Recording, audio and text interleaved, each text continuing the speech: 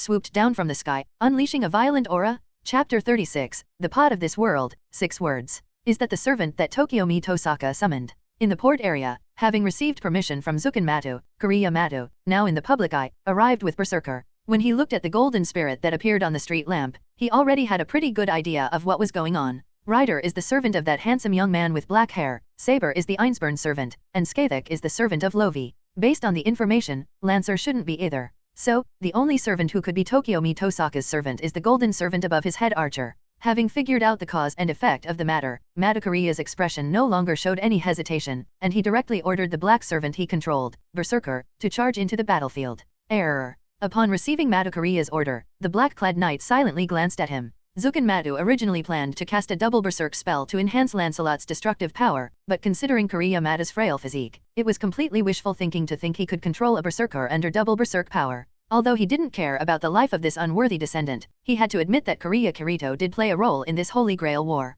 He could indeed die, but he couldn't die too soon. And if this kid's incompetence caused Lancelot in his double berserk state to lose control and ruin his plans and schemes, then it would be a huge loss. So while Lancelot is a berserker whose rationality evaporates on its own, he is not entirely incapable of communication. Only, how is this going? Silently turning his head, he found that Berserker had not fought as ordered. Instead, he stood there blankly, staring at Artoria on the battlefield. Then, without hesitation, he engaged her in combat, disobeying his own orders. This scene puzzled Kariya Matu. Zukan Matu, however, saw through many things about this. Lancelot and King Arthur, is this really what happens when they meet? However, King Arthur's true nature has already been pretty much revealed. At this moment, we should be testing the unknown archer. He didn't panic, instead, he pondered deeply and came up with many insights. In that case, let's use command spells. Using them up early will also create the illusion that Berserker has left the field. Zukan Matu instructed Kariya Matu through his familiar. Let's control Berserker to attack Tokiomi Tosaka's servant directly, and test the opponent's strength.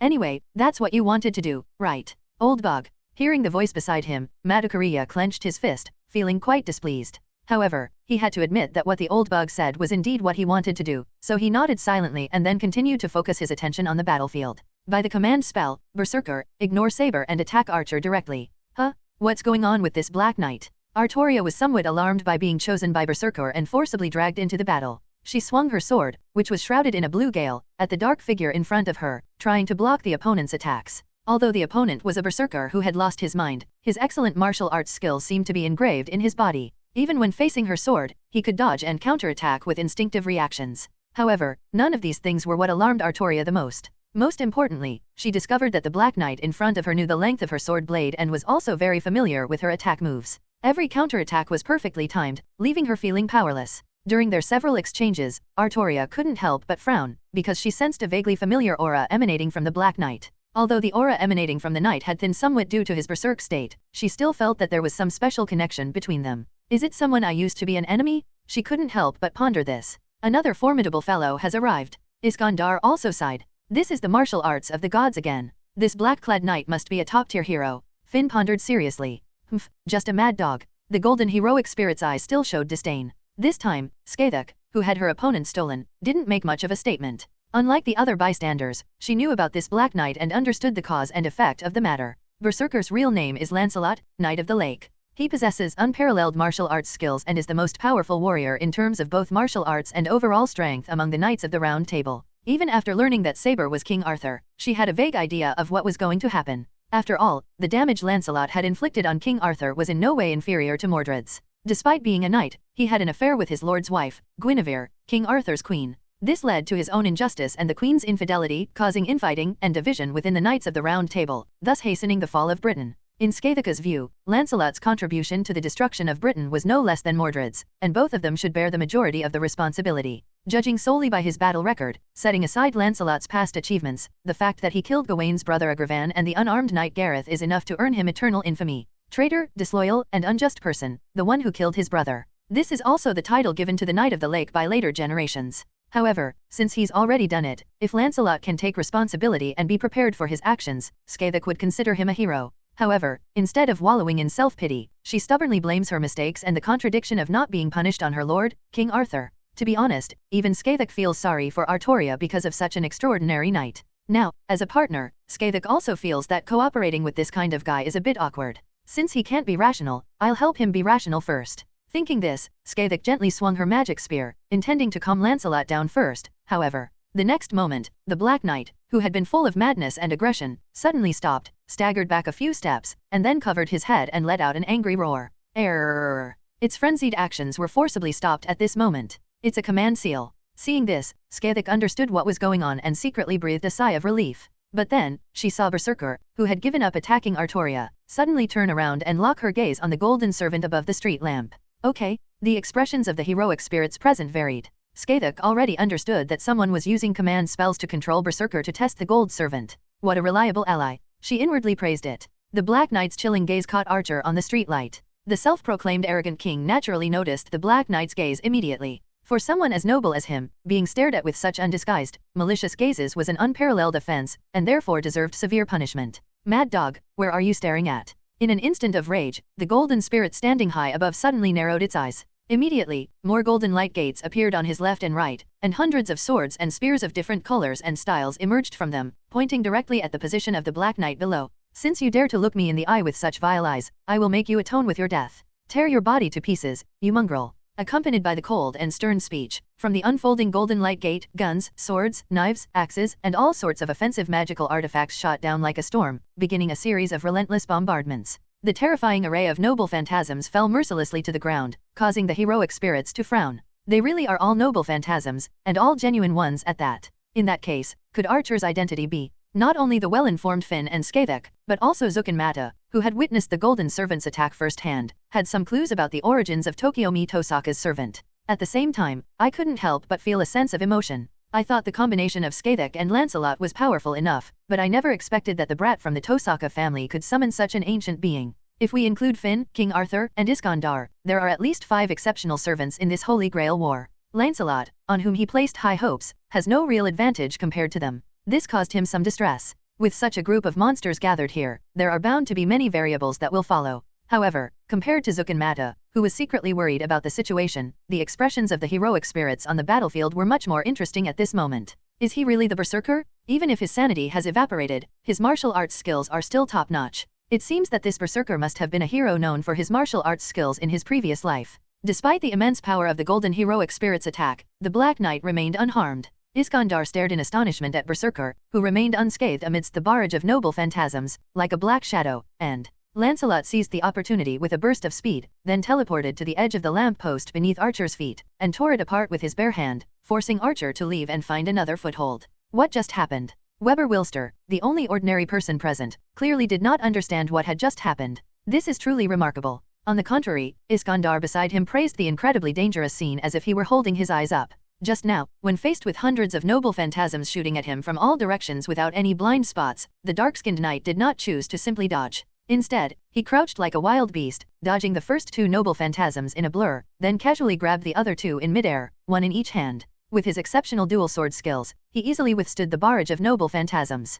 Then, with a swift movement, he appeared beneath the lamppost where Archer was, and effortlessly cleaved it in 2 with a single swing of his sword. That's not all. What shocked the assembled heroes even more than his unparalleled martial arts skills was the black magic emanating from his palm. In their sight, the golden weapons that had originally sprang out from the golden gate of light were merely touched and grabbed by the Black Knight, and then, as if they had been painted with black paint, they were dyed with Berserker's own color. Berserker then used them to attack the true owners of these noble phantasms. One can possess multiple noble phantasms, and the other can steal noble phantasms. These two are just two. Having witnessed the strength of these two newly appeared heroic spirits, Artoria's already ominous expression grew even more grave. She looked at the Black Knight whose aura seemed somewhat familiar, and at the same time, she began to ponder his true identity. The Black Knight. The Black Knight. Where have I seen him before? Error. On the other hand, even though Berserker's body was driven by command spells, he never forgot to keep an eye on Artoria beside him during the battle. Especially when he noticed Wang's familiar gaze, he, as Wang's #1 fan, shouted excitedly and fought even harder.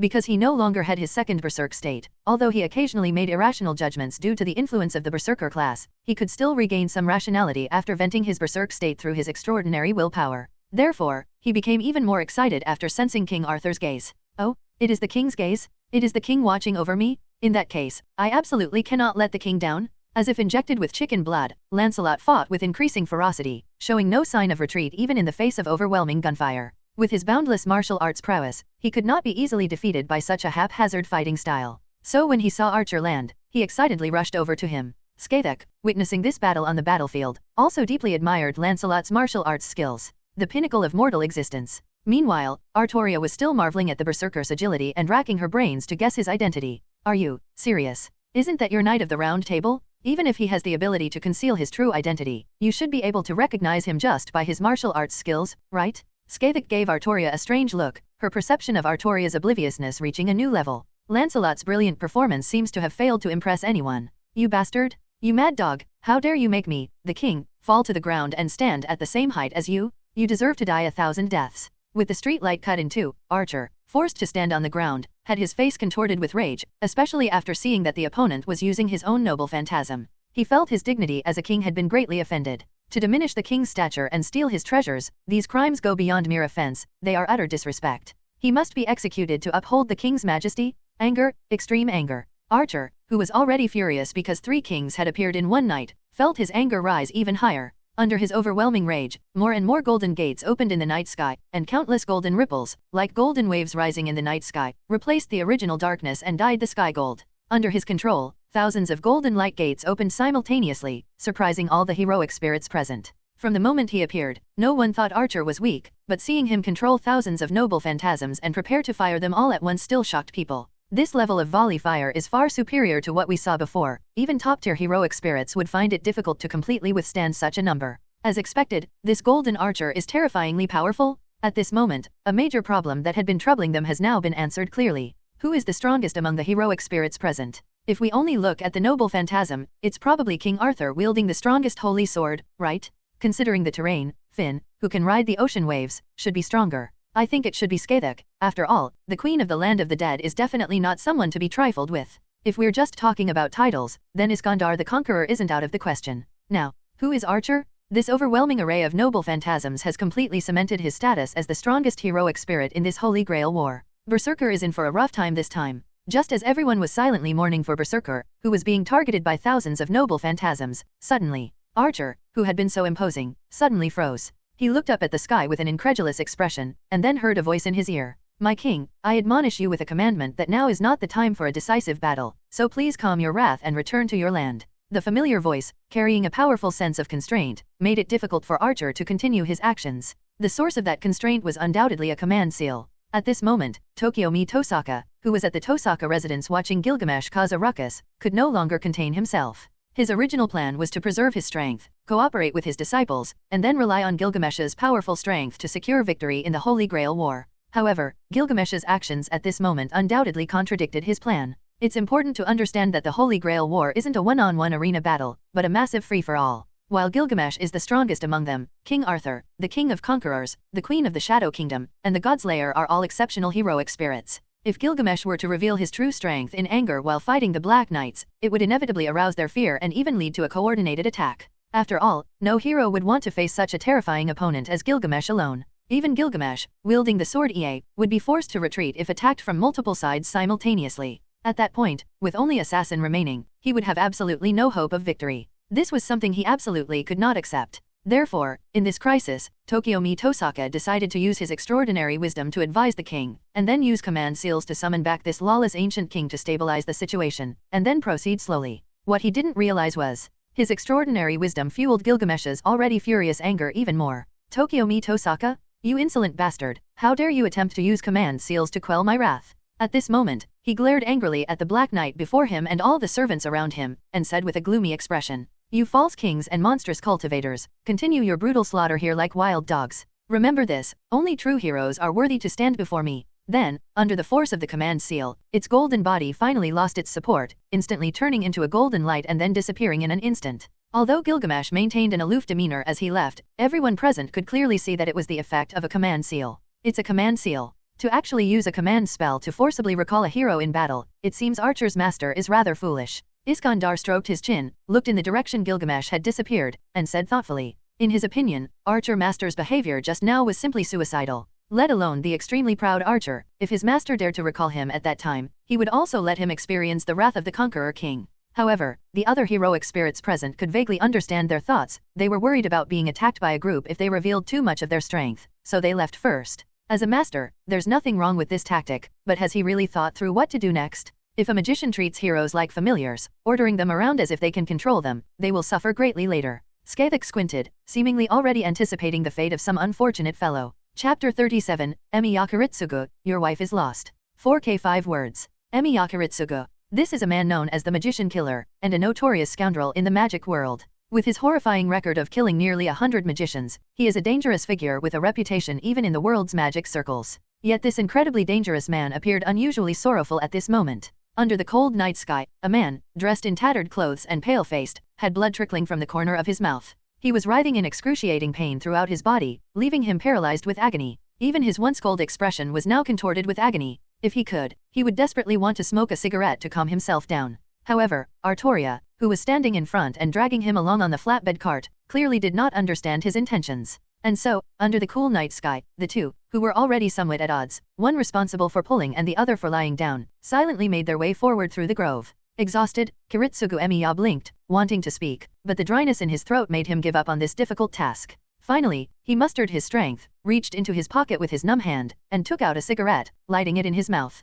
Comfortable. The pain has eased a little. The smell of nicotine slightly eased his brow. Then, the man named Kiritsugu Emiya, with a cigarette dangling from his lips, gazed blankly at the night sky, reflecting on the battle that had clearly gone wrong that night. From any perspective, tonight's plans and the battle can be described as a complete failure. The current situation is indescribably bad. First, regarding the master, there's not much to say. His online matches were completely dominated by Kenneth, and he was utterly powerless to fight back. His only gains were a few pieces of intelligence that he barely managed to obtain at the cost of half his life. First, his opponent had been confirmed, Kenneth El Meloy Archibald, the trusted monarch of the Clock Tower, the lord of the Mineral Department, the head of the El Meloy School, a magician from a powerful family that had been passed down for 9 generations, and a color rank magician. Although he had learned through his investigation that there were 2 orthodox magicians from the Clock Tower in this Holy Grail War before he came, he did not expect that there would be a lord from the Clock Tower in this Holy Grail War, and that the other party was an extremely outrageous lord. Logically speaking, a 9th-generation magician like Kenneth, an old nobleman of the Clock Tower, and a color rank magician, should be an arrogant and disdainful being.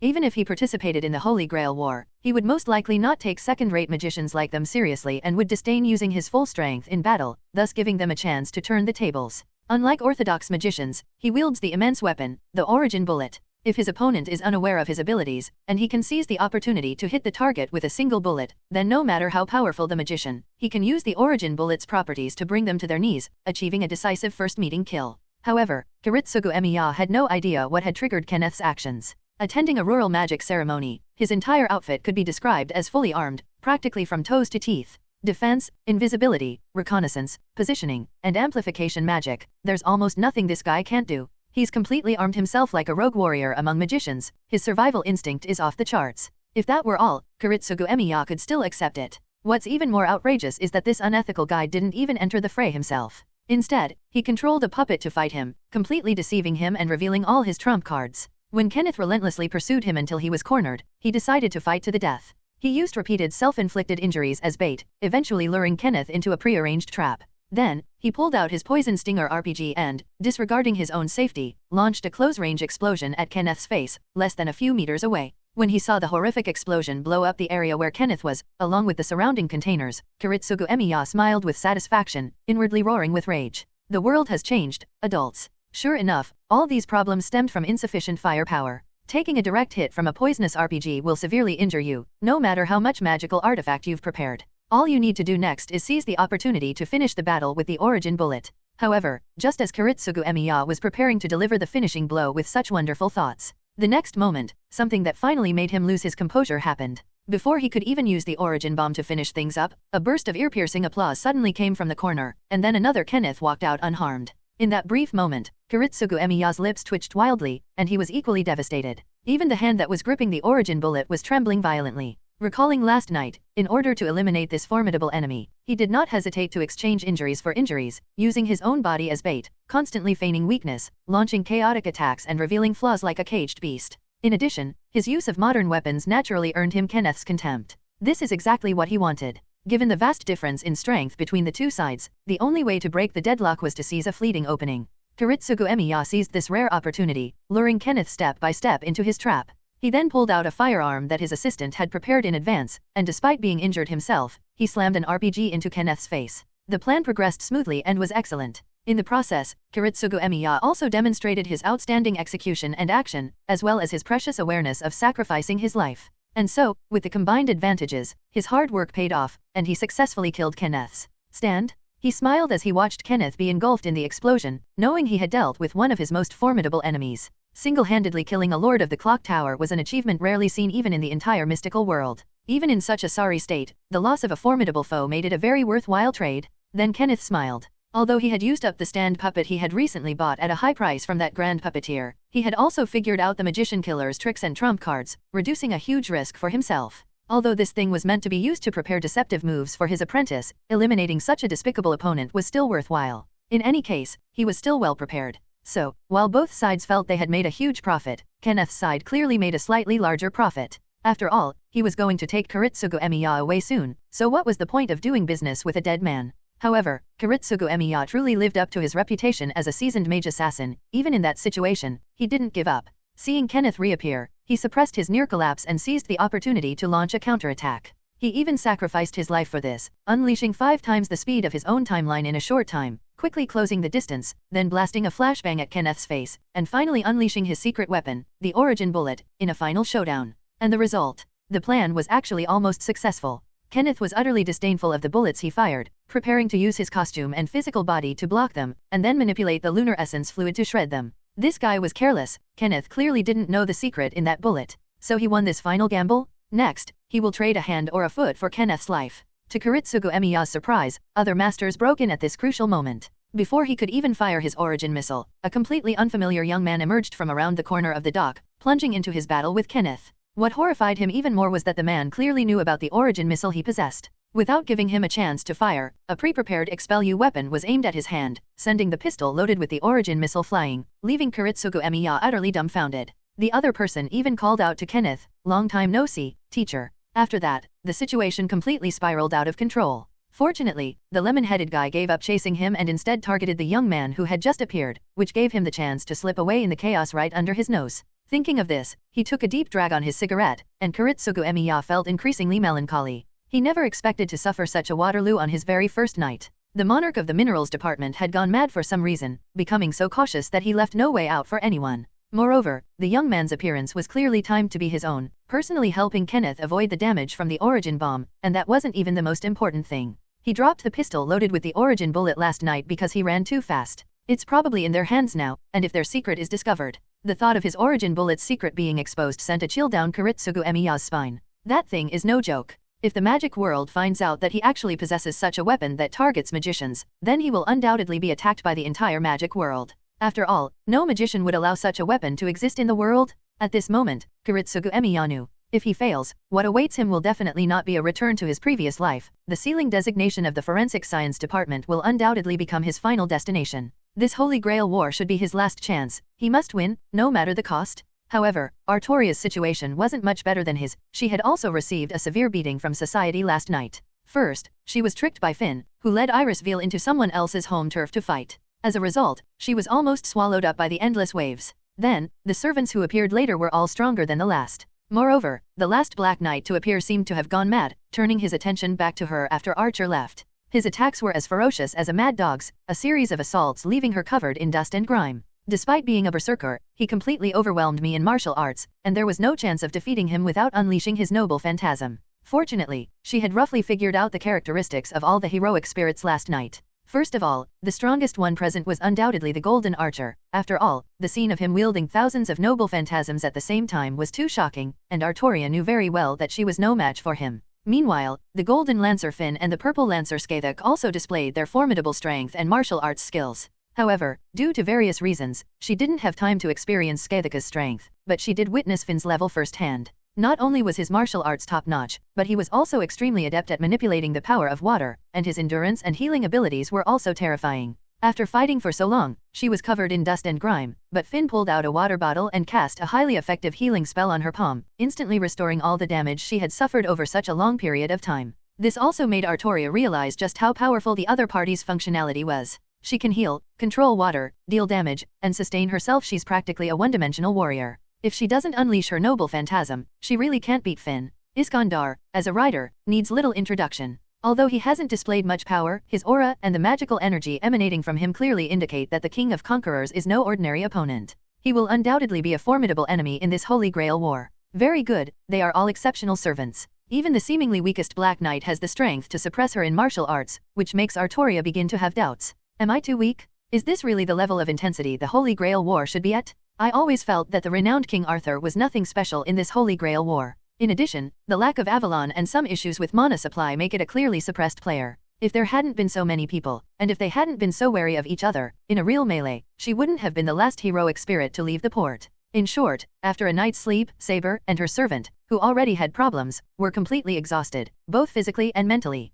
However, Kiritsugu Emiya knew very well that he could not rest now. According to his assistant's report, Assassin did not leave. She had detected his presence using night vision goggles, and he needed to find out why. Furthermore, according to Saber, he also needs to investigate the existence of two Lancers simultaneously. Was someone summoning them illegally? Who summoned the second Lancer? Was it Castor, who has yet to appear? He also needed to investigate Kenneth from last night and the young man who knew about his origin missile. In short, there was just too much to do, and he simply didn't have time to rest. This Holy Grail war has far exceeded expectations. Let Saber take Irisveil back to the castle and hold her ground for now. I need to go and devise a new plan. Okay. Thinking of this, Kiritsugu Emiya suddenly frowned, then his eyes widened, as if he had thought of a very important question. He quickly spat out the cigarette from his mouth, then looked at Artoria who was still pulling the cart and hurriedly asked, Saber, where is Irisveil, whom I asked you to protect? Only after sorting through the intelligence and his thoughts, a physically and mentally exhausted Kiritsugu Emiya realized. It seems my wife is missing.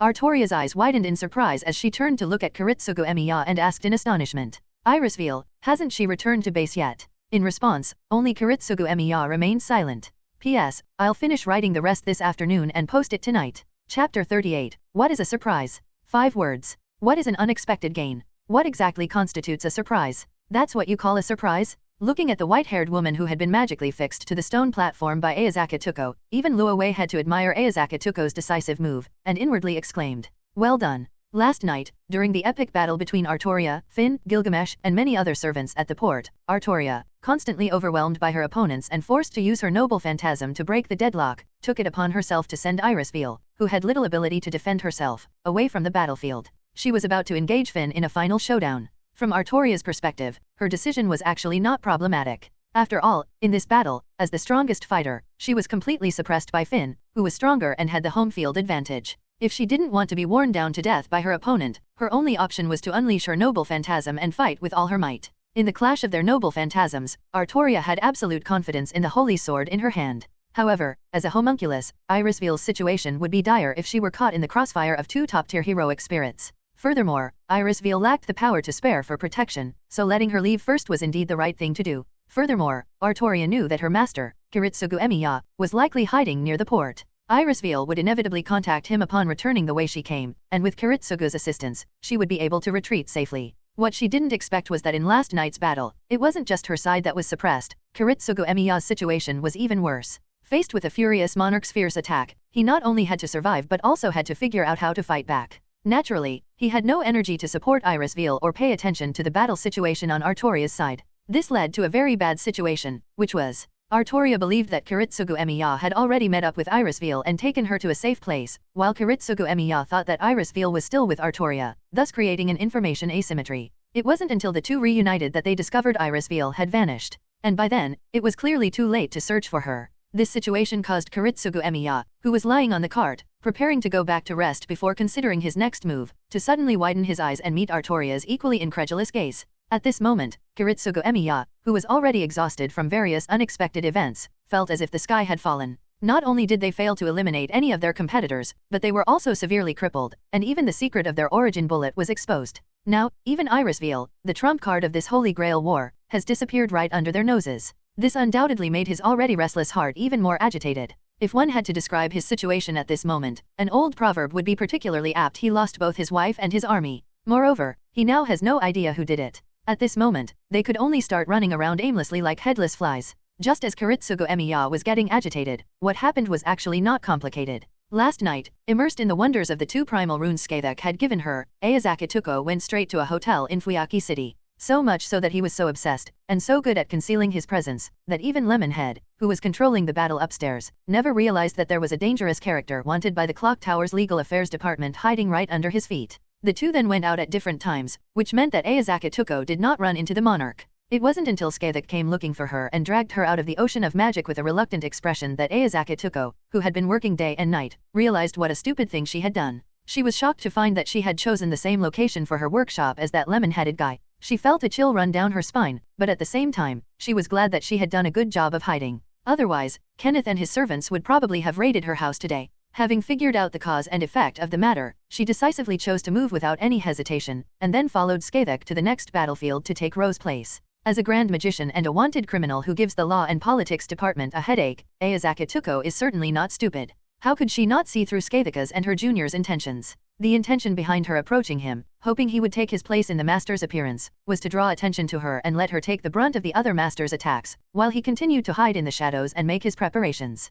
You could say that he entrusted himself with all the most dangerous tasks. If anyone else dared to make such an outrageous request to her, Ayazaki Tuko would be lucky not to kill that person, let alone agree. Even if it was her friend Luo Wei, she couldn't just use her as a expendable fodder or a shield. She really wanted to yell at him for his immorality. However, he had given her just too much. Putting aside the fact that Lovi provided her with a huge allowance, which was practically a form of sugar daddy, Queen Skaveka's offer was even more irresistible. For every task he did with her, she would draw him a primordial rune and let him go back and study it slowly. Although Orange doesn't consider herself a casual person, she doesn't mind being a little casual because of the vast amount of money that the original rune has. Moreover, this was by no means because she was greedy for money, she simply wanted to contribute to her good junior and fulfill her responsibility as a senior. Yes, that must be it. So, having agreed on the price, Ayazaki Tuko and Skavek rushed over. Because Ayazaki Tuko, being human, couldn't possibly match Skaveka's speed, the latter entered the battlefield much earlier than her. Meanwhile, Ayazaki Tuko encountered something quite interesting on her way to the port.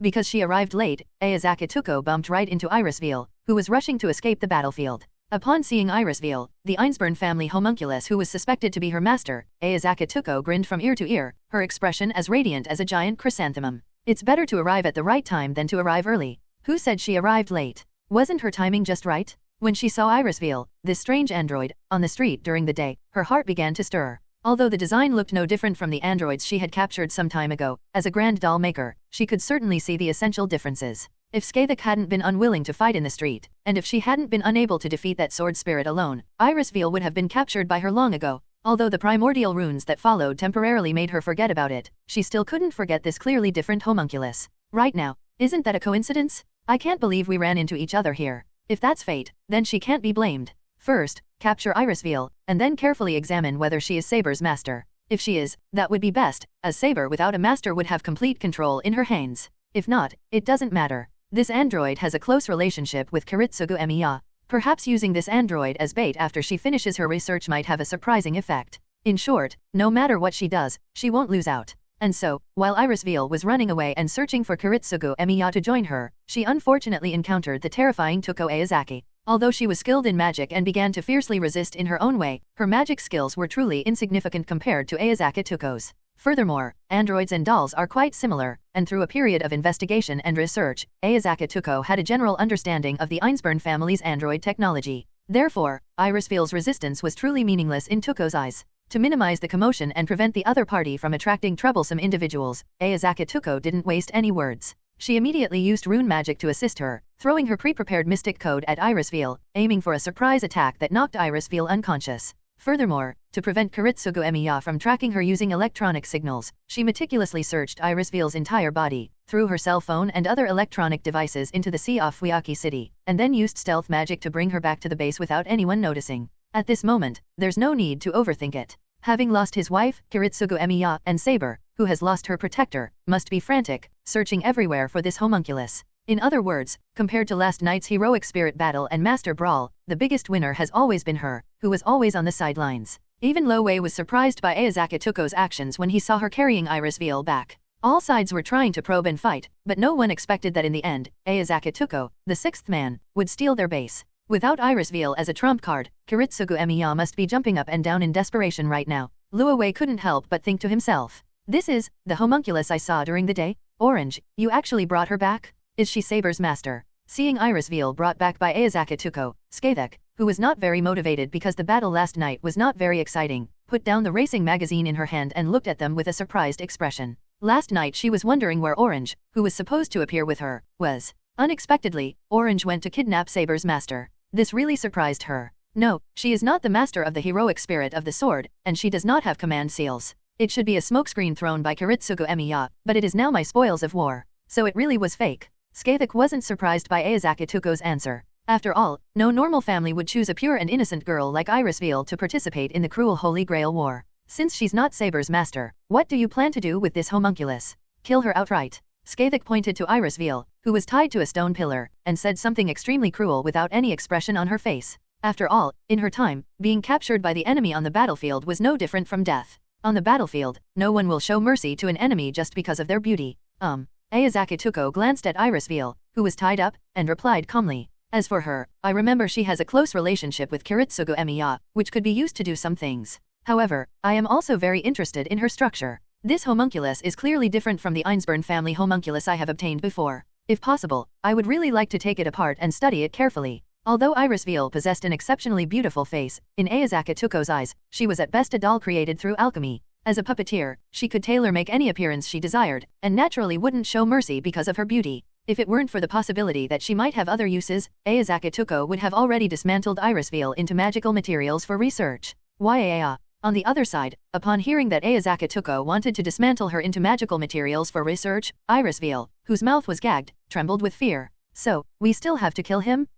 It's a bit of a pity, but since we're on the battlefield, we can only tell you to accept your fate. Skavek stroked her chin and walked up to Irisveal, ready to give her a break. However, just as he was about to make his move, he was stopped by Luo Wei. He called out to Skavek, then said, Wait, Castor, don't do it. She's not just any ordinary homunculus. She's the lesser grail created by the Einsburn family to realize the third magic. She's also a key figure in this Holy Grail War.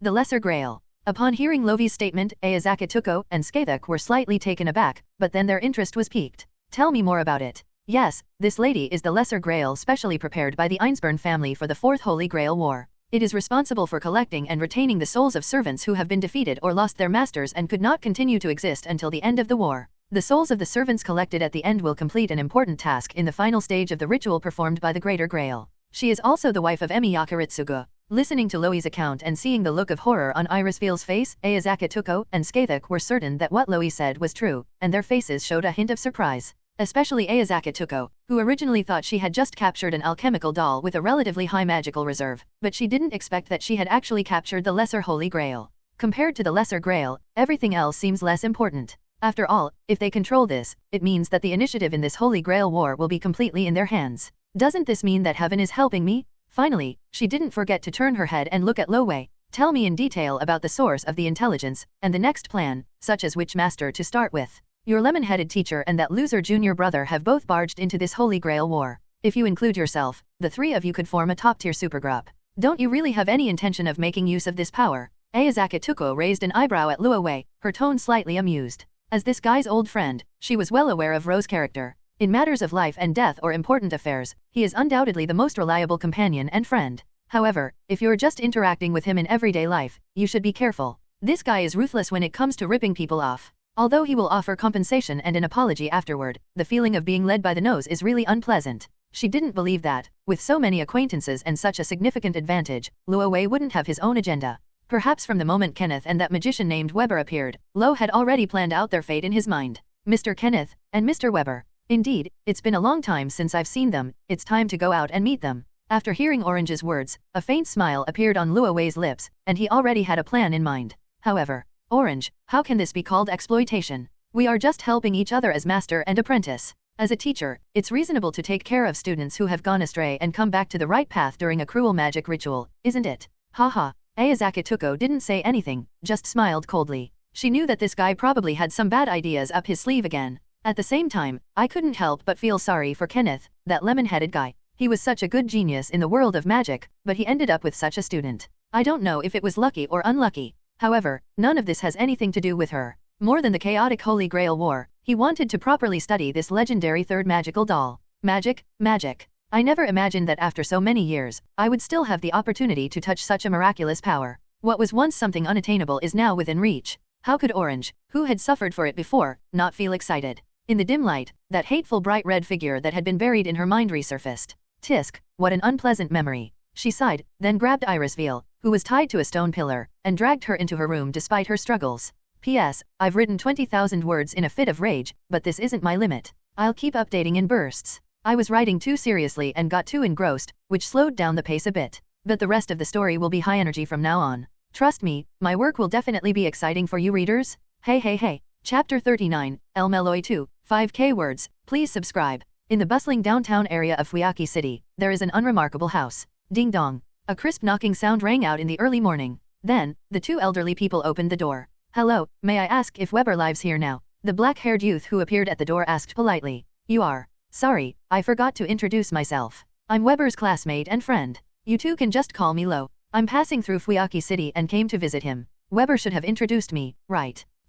Then, under the slightly puzzled gazes of the two elderly people, Luo Wei smiled slightly and snapped his fingers. Hey? After the crisp snap of their fingers, the two elderly people's gazes immediately shifted from doubt to enthusiasm. It's Luo Wei. Oh, please come in, don't be shy. Thank you. With the host's permission, he entered the foyer. After declining the two elderly people's warm invitation to sit down and have some fruit, Lo glanced towards a room in the corner. Then, he walked past the two elderly people and quickly pushed open the door to Weber's room. Weber, your senior brother has come to see you. After a warm greeting, the tightly closed door was pushed open from the outside by Luo Wei, and then he saw, okay, a shirtless, unladylike red-haired giant, Rider Iskandar, sits on the floor, gripping a game controller, locked in a fierce battle. And then there's Weber, exhausted from the previous night and still half lying on the floor, burying his head in the blankets like an ostrich. This strange and philosophical scene made Loey raise an eyebrow. Then, this brings to mind some unofficial historical accounts about Iskandar, the conqueror. No, it should be said that a bold conjecture suddenly popped into his mind from certain stories.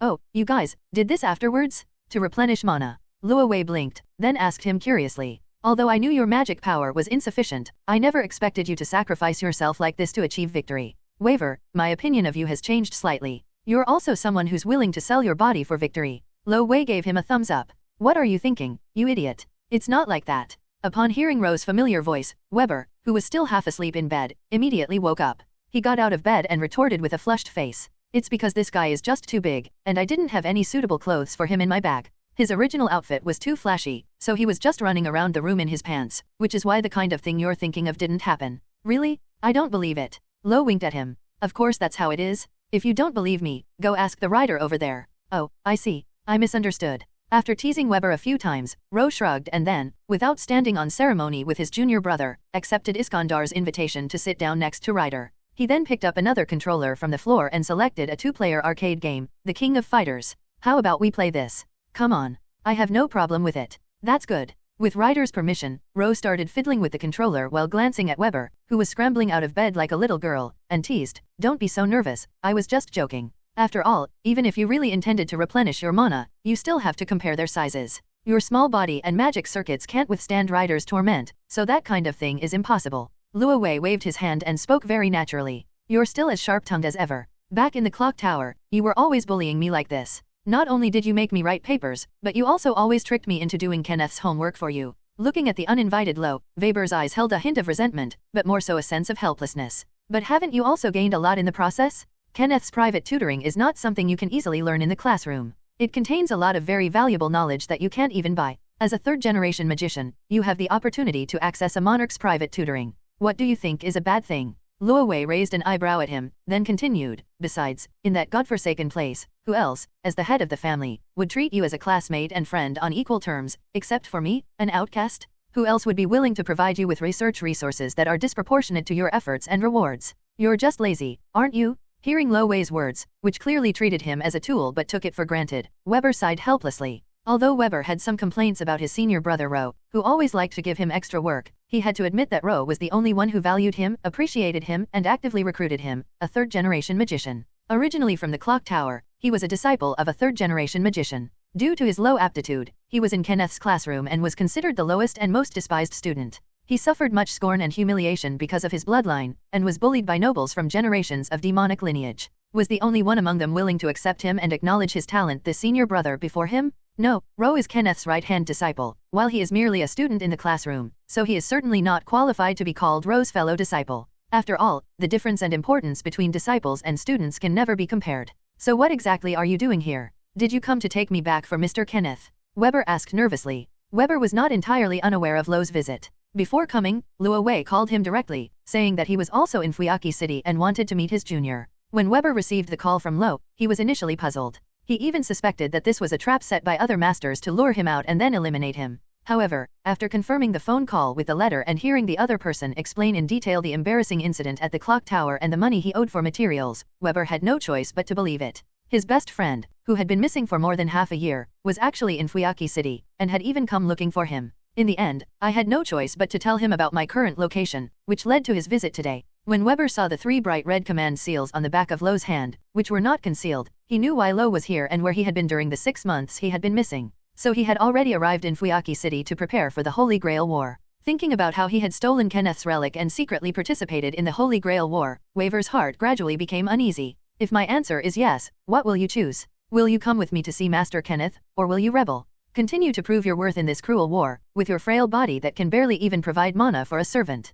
When faced with Weber's question, Lo did not answer directly, but instead chose to ask a question in return. I don't know. When asked by Lo, Weber silently lowered his head. To be honest, he only joined the Holy Grail War on a whim, to prove himself to Professor Kenneth. He still doesn't understand the situation and rules of the Holy Grail War. But one thing is certain, after witnessing so many mythical heroes gather there last night, even if Weber is slow-wit, he should understand by now. This was not a battlefield for a third-rate magician like him to enter. The magical ritual called the Holy Grail War was not the magical exchange he had expected, but a real life or death battle. Ever since witnessing that scene last night, he's been filled with unease, wondering if what he did was right. How could someone like him possibly survive such a brutal fight? Hey Weber, so you're just going into the Holy Grail War with a half-hearted attitude. Seeing Weber's confusion, Lo shook his head helplessly. Sorry, I just acted on impulse. Faced with Lo's persistent questioning, Weber lowered his head. Weber, didn't I tell you long ago? You're not mediocre, nor are you a good-for-nothing. It's just that because of your bloodline, you can't achieve much in the demonic path.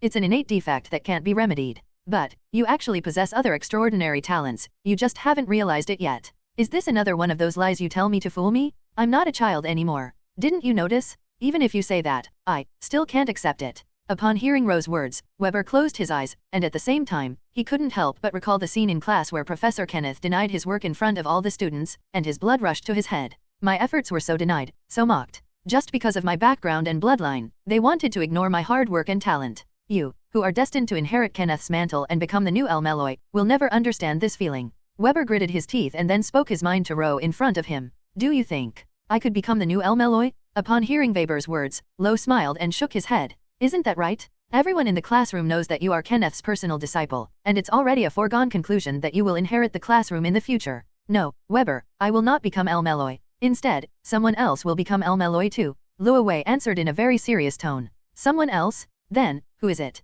Weber looked into Lo's eyes, his expression full of disbelief. He knew his friend very well. Although he often tricked him and used him as a tool, Weber knew that Ro was not a person who spoke carelessly. At least since they became friends, he had never lied to him. That was why he was so surprised by Ro's words. Then, with a look of astonishment, Weber saw that Lo, who had been so serious, suddenly smiled mysteriously, and then he pointed his finger lightly. Own? It's you, Weber Wilster. It's me. Upon hearing this outrageous answer, Weber's eyes widened in disbelief. Are you kidding me? How could it be me? I'm telling the truth, Weber, you are El Meloi too. Luo Wei spoke earnestly as before. Oh, you mean this kid? Even Ryder, who was diligently working on cracking Lovi's infinite combo with his controller, couldn't help but become interested upon hearing Lovi's words. He looked at Waver behind him and curiously leaned closer to Lovi. He'll become that so-called monarch. Yes, he will become the monarch, El Malloy too. Ro put down the handle and nodded to Weber, and in the future, Weber will grow another 30 centimeters taller. Why are we even talking about height? Ha ha ha, little master, it seems you've won this holy grail war.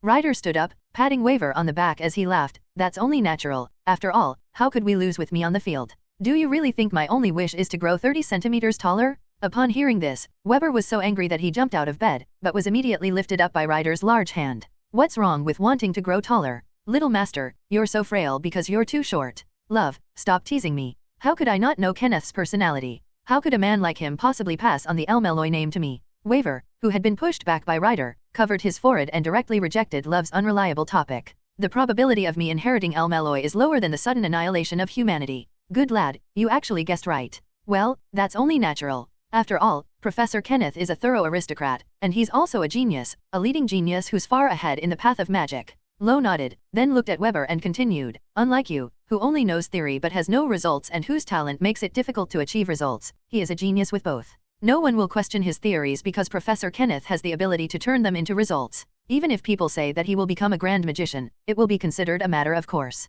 Lo bluntly pointed out to Weber that he currently possessed theories but had no tangible results. This made Weber, whose sore spot had been touched, blush. What exactly are you trying to say? Doesn't this just prove that I can't be El Malloy too? No. I mean, if Professor Kenneth were alive, then you would indeed have no chance of inheriting the title of El Malloy too. Lo shook his head, then bent down to look at Weber, who still looked unwilling, and whispered something. So, what if Mr. Kenneth unfortunately dies? Wouldn't that make the possibility more likely? The voice, like a demon's whisper, echoed in Weber's ears, causing him, who was still indignant, to widen his eyes in disbelief as he stared at Ro, who had uttered such terrifying words. What are you talking about? Weber's teeth began to chatter involuntarily. SHH, listen to my explanation slowly. Lo raised a finger and smiled slightly at Weber. Do you want to know the truth? An answer about the future. That serious and earnest gaze gradually silenced him. Finally, looking into Lo's eyes, Weber swallowed hard and then spoke with difficulty in a dry voice. I think that's more like it. Upon hearing Weber's reply, Lo's eyes narrowed slightly, and then a meaningful smile appeared on his face. Chapter 40 Saving Private Kenneth, 6,000 words. So, this is probably what I've observed about the future. As he spoke, Ro took a sip of the soda that Iskandar offered him. I feel much better. After telling his story for so long, he should probably clear his throat. How could this possibly happen? After listening attentively to Lo's series of earnest yet bizarre narrations, Weber's expression became increasingly strange. Finally, not knowing how to face it, he buried his head back under the covers and covered it with a pillow, seemingly trying to escape reality. What's wrong? Don't you like this story? Ro sat on the floor, playing a new game with Iskandar, and turned to Weber, who was lying on the bed, to write. Or do you find it too far-fetched to believe? About you becoming El Malloy too in the future? Do you think I would be so bored as to make up such an outrageous reason to fool you? Although it sounds ridiculous, I can still tell how serious you are from your tone and eyes, and my intuition tells me that this is most likely true. I never expected that you would come into contact with magic similar to the second magic, parallel world observation, and even observe such outrageous parallel world events. But, this kind of thing is just full of malice to me. Weber, huddled under the covers, continued in a helpless tone, as expected, I just can't accept this kind of thing with a clear conscience. After hearing that Kenneth would die in the Fourth Holy Grail War and that he would inherit his name and classroom. Although Weber could hardly comprehend the feelings of his parallel self, the complexity within him at this moment was no less than that of his parallel self. Oh, what is it that you can't accept? Lovi tilted his head, skillfully fiddling with the combos on the controller, demonstrating a set of Kyokuzenaga's special moves to Ryder, who scratched his head in frustration. He then turned to Waver and asked, is it about the possibility of Kenneth's death? Or the possibility that you, a half-baked, third-rate magician, might inherit El Malloy II's mantle? Needless to say, it's everything. Weber retorted excitedly, although I dislike Professor Kenneth and find his arrogance utterly repulsive, that's from the perspective of an ordinary person. As a magician, of course I respect him and admire his talent. I also aspire to become a magician like him one day, but I also know very well that it's impossible for someone like me, a third-rate guy, to become a magician like Mr. Kenneth. And unlike a genius like you, Mr. Kenneth must really hate me. Maybe he never even considered me his student. Weber's voice grew more and more excited as he spoke, and then, with a series of gestures, he actually crawled out of bed, his eyes slightly red, looking down at the two people who were still playing video games with a wronged expression. Unsurprisingly, Iskandar's Iori Yagami was once again taken down by Luowei's Kyokusanagi, leaving him so anxious that he kept scratching his head. Sigh, you. Loi sighed, about to say something, but Iskandar, who had just been completely outmatched by Loie, was a step ahead, flicking Waver's head with his finger and saying irritably, "Little master, you're saying these immature things again. No wonder you're looked down upon by that so-called Kenneth. How should I put it? Maybe he's small but precocious. He is indeed quite small, but his brain isn't very sharp." Iskandar stroked his chin and murmured thoughtfully, "Why are you bringing up my height again?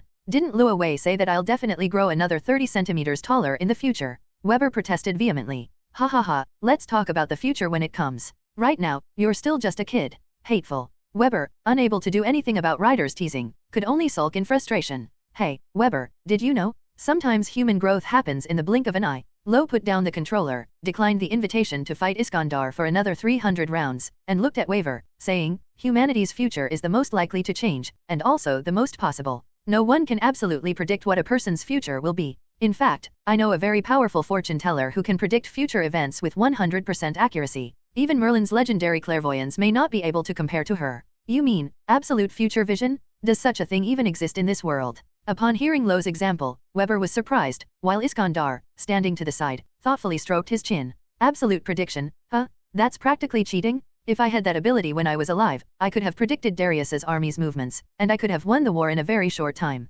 Iskandar, the Conqueror King, was clearly very interested in the 100% accurate divination that Lovi had mentioned. "Very well, I've made my decision. Once I obtain the Holy Grail and a new body, I will recruit that extraordinary individual who can make absolute predictions into my ranks. Then I will rebuild an invincible and strongest army." Neither Ro nor Weber paid any attention to Ryder's interruption, nor did he reveal the existence of the mother of Guanbuzi City. He simply continued speaking as if telling a story. "But, Weber, you have to think about this. Even if it's an absolute prediction, is it really absolute? If someone predicts that you'll eat cake tonight, then you can choose not to eat cake, to avoid their prediction, which is the original future, and create a new possibility. If this is possible for small things, then what about big things? For example, your growth." Luo Wei pointed to his height and continued, "Before I told you, who could have imagined you'd grow another 30 centimeters? So don't underestimate yourself, and don't deny your future. Who can predict possibilities? What kind of person you want to become is ultimately up to you. Whether you want to become better or worse, it's all your decision." "I feel like you're trying to give me a pep talk."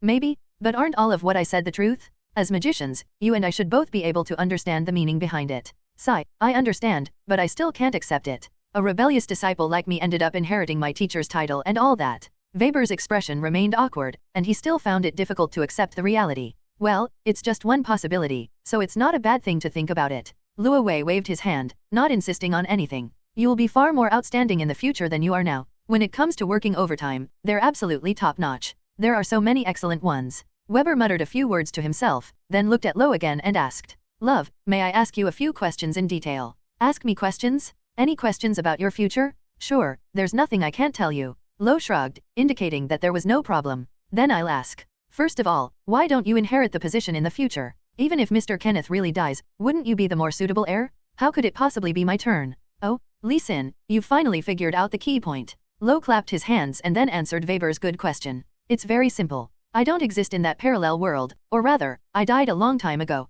I unfortunately lost my life in a magic experiment. The situation is just like that of the one who defied the heavens in this world, who studied the Book of Law and actually sacrificed his own soul in order to perform the angel summoning ritual. It's also an absolute defy of fate." He thought to himself. "You're dead." "Yeah, he died young." Weber looked surprised, then hesitated for a moment before asking the next question. "What about the others? Even without you, there would be someone more suitable than me, wouldn't there?" "Yes, there are indeed people more suitable than you." Lo nodded. "But they all chose to refuse. Why? Shouldn't the opportunity to inherit a monarch's position and legacy be met with fierce competition? Why would someone refuse?" As Lo answered, Weber sat up seriously. He had grasped the crux of the problem. "Yes, logically speaking, Professor Kenneth's legacy must be extensive, including his school of thought, classrooms, and research findings. However, that's based on the premise of a natural death. What if I told you that he not only left behind this inheritance, but also a huge, outrageous debt? At this point, do you think anyone would still be willing to inherit it? So you'll naturally be the one to bear the brunt of this burden. Debt." Upon hearing Ro's words, Weber looked incredulous and replied in surprise, "How is this possible? It's one thing if others don't know about Professor Kenneth, but you certainly know very well how amazing Professor Kenneth is. He's a child prodigy and genius in the magic world. Every idea and every discovery of his causes a sensation, and their value cannot be measured by money. How could he possibly be in debt? What exactly happened?" "It's very simple." Lo tilted his head slightly. He had anticipated Weber's question long ago. "As I said before, unlike a dreamer like you, Professor Kenneth was a pragmatist, someone who could put theory into practice. In his hands, those theories had the potential to become tangible results, so they were naturally full of value. But what if he died? Who would put those theories into practice? You, or the other students? Who do you think has that level of ability? Moreover, after his death, the other monarchs will swarm in and ruthlessly divide his inheritance. Who would leave the best things to the next successor? Besides, Professor Kenneth's magic crest has been destroyed, leaving less than one layer. You said. Kenneth's magic crest is only 1/10 of its original strength left. Upon hearing this answer, Weber, who was already uneasy, lost his balance and fell off the bed. He quickly scrambled to Ro's side and looked at him with disbelief. That magical crest, passed down for 9 generations, is now only 1/10 of its original form remaining. The entire legacy has been destroyed. Just thinking about it made him tremble uncontrollably. After that, he didn't ask any more questions, but instead racked his brains and began to think frantically about more things, his face changing constantly as if he had eaten a poisonous mushroom. Boy. Seeing this, Ryder wanted to go forward and ask what was going on, but was stopped by Ro. He knew that Weber was close to coming to a realization. 10 minutes passed quietly. Finally, after a long period of contemplation and torment, Weber gradually deduced the cause and effect of the matter. Then, like a broken machine, he turned his stiff head and looked at Lo beside him, asking word by word. Then, Lo, please tell me, is Professor Kenneth's death related to me? Did I steal the sacred relic he prepared, which led to his death? There is indeed a connection. According to the timeline of that day, it was because you stole his cloak fragment and summoned Ryder that he had to summon a very troublesome servant, which indirectly led to his death. Lo was not lying. Even according to the original timeline, it was Waver who stole the cloak fragment, which led to Kenneth summoning Dire Muid. As for Dire Muid, Loeb could only give him one comment: more trouble than he's worth. Although he seems obedient, he would disobey his lord's orders on the battlefield because of his dignity as a knight. Also, because of his ill-fated relationship, Kenneth's fiancée was bewitched, which made Kenneth distracted throughout the battle and killed him without using his full strength. What if, just what if, Kenneth's servant was Iskandar? Although Ro couldn't see any compatibility between them either, things couldn't be worse than Dire Muid's, right? At least he wouldn't be seducing his fiancée. Even though the chances are still slim, Kenneth does have a chance of surviving. So that's how it is. Then, is the reason you participated also because... As he spoke, Weber lowered his head, staring at the bright red command seal on the back of Ro's hand, and asked, "Save Professor Kenneth." That is indeed a factor. After all, Teacher Kenneth has treated me well and has done me a favor.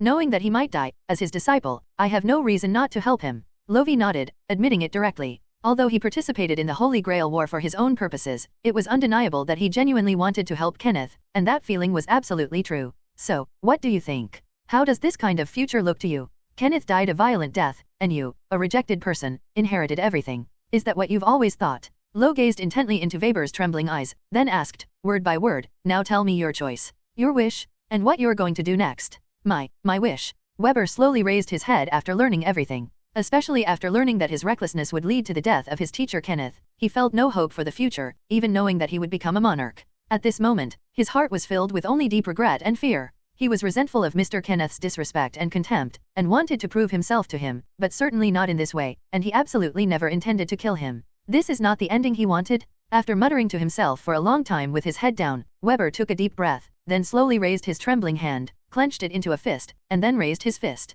But he didn't hold back and slammed the fist down hard on his own face. Boom! With a dull thud, Weber's body collapsed to the ground, startling Iskandar, who was standing nearby. "Kid, you..." It's hard to imagine how much force he used. He actually managed to knock himself back with a single punch. This punch was delivered because of my willfulness and arrogance. He didn't stop. After saying that, Weber punched himself in the face again. This punch was delivered by Mr. Kenneth, who could have lost his life because of me. Another punch. Weber had used all his strength to knock himself to the ground. The ugly smile that had unconsciously appeared on his lips when he heard that Professor Kenneth was going to die and that he was going to succeed El Meloy too vanished completely at this moment. In this instant, his mind became incredibly clear. The last punch was thrown because of that ugly smile, out of schadenfreude. After 3 heavy punches landed, Weber finally stopped moving. "Love, thank you. I understand everything now. Now that you've realized this, what's the next step?" Weber stood up from the ground, wiped the blood from his nose with his sleeve, and only after his expression was completely unrecognizable did he turn to Ro and Ryder and answer, "I'm going to find Mr. Kenneth." "You've made your choice? You should know very well how Mr. Kenneth will punish you for doing something like this." Looking at Weber, whose gaze was resolute, Luo Wei asked seriously, "Are you really prepared to take responsibility for your mistakes?" Realization. "I'm sorry, that's too far removed from me. If I had been more aware of it earlier, things wouldn't have turned out the way you described." Weber wiped the blood from his nose and looked into Lo's eyes. "I know how Professor Kenneth will punish me, and I'm afraid of being expelled from the clock tower, but I'm even more afraid of the future you described." To harm a teacher who taught me for my own selfish desires, to prove myself, knowing that the other person might die, but choosing to stand idly by in order to inherit his estate. I can't do that. I cannot go through the Holy Grail War expecting Kenneth-sensei to die. I am here to prove myself, not to wait for Kenneth-sensei to die. Weber's eyes were slightly red as he looked intently at Iskandar beside him. His attitude this time was different from every time before. Ryder, you said before that I participated in the Holy Grail War just to prove to others that my desire was too small and too pathetic. Now I'm willing to admit that I was indeed a pathetic guy back then.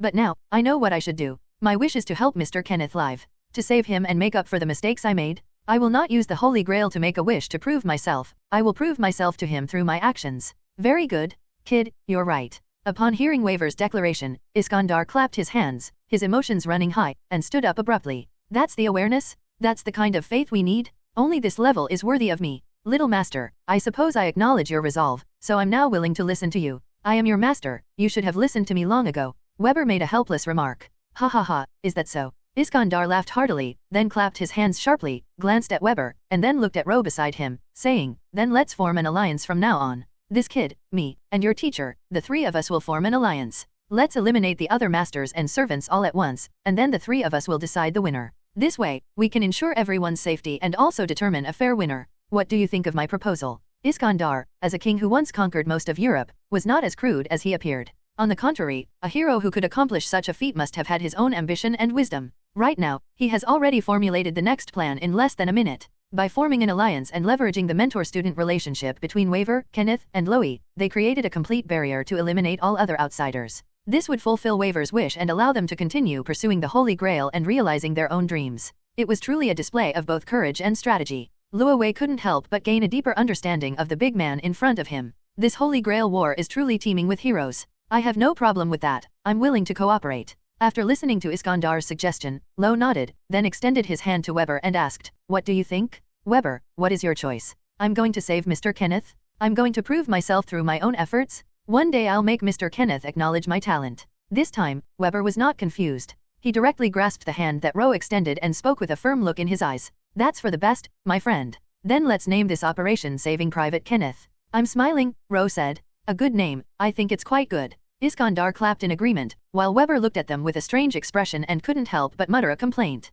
What kind of weird name is this? Hehe, I wonder if you, my dear readers, find my life interesting? There should be another chapter this afternoon, which should definitely get everyone excited. Hehehe. Finally, I'd like to recommend a friend's book, Anime Crossover, The Subtle System, and My Honest Self. Chapter 41 My Beautiful One, Whom I Long For. The top floor of the Hyatt Hotel. Yes, Lancer, you did a great job last night. You didn't tarnish my reputation. Although we didn't eliminate Saber directly and force her to leave the stage, there was nothing we could do about it. After all, no one expected that 6 servants would get involved last night. In the empty room, the man crossed his arms and placed them on his lap.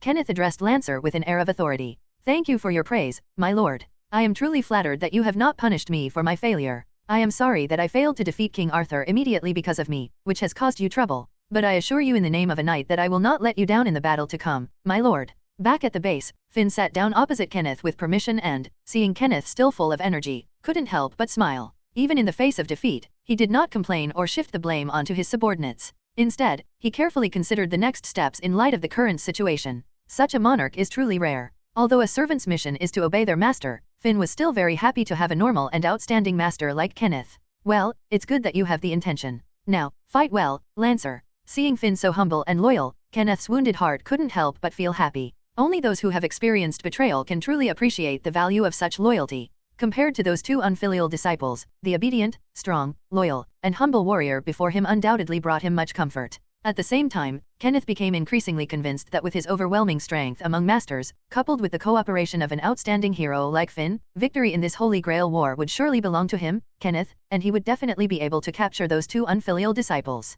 Speaking of those 2 unfilial sons, Kenneth, who was still feeling lucky to have summoned Lancer, paused for a moment, as if he had suddenly thought of something. He looked again at the blonde knight sitting in front of him and then asked again. Lancer, I remember you said you met Iskandar the Conqueror and one of my students last night, right? Yes, that's right, my lord. Finn nodded slightly and then replied, just last night, shortly after my battle with King Arthur Saber, a thunderous chariot pulled by a divine bull crashed into our battlefield from the horizon. The red-haired giant on it called himself Iskandar the Conqueror, and your student named Waver also appeared on his chariot. So there's no mistake about the situation. Combining the prototype of the Divine Bull Chariot with the information you provided, Iskandar's class is Rider, and his master is none other than the student who stole your relic, Waver Welster. Although many unexpected events last night prevented him from carrying King Arthur away in one go as planned, it doesn't mean Finn gained nothing. With his exceptional intelligence, Finn had already taken in the condition of each of the heroic spirits present and completed his analysis. Iskandar the Conqueror. It matches up, it all matches up. The relic that kid stole was the fragment of the Conqueror's cloak.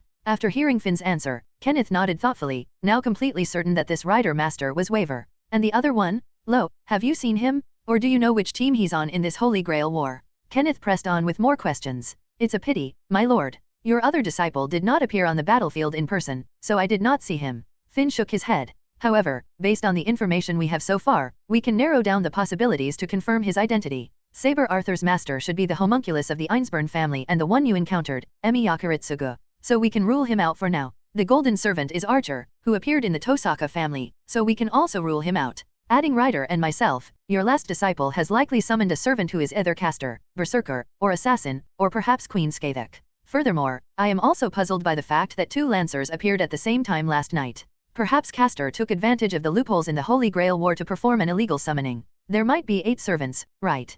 Kenneth nodded, without questioning Finn's analysis. That means Lovi may have 2 servants, and he has a trump card in his hand, the Queen of the Demon Realm, Skavek.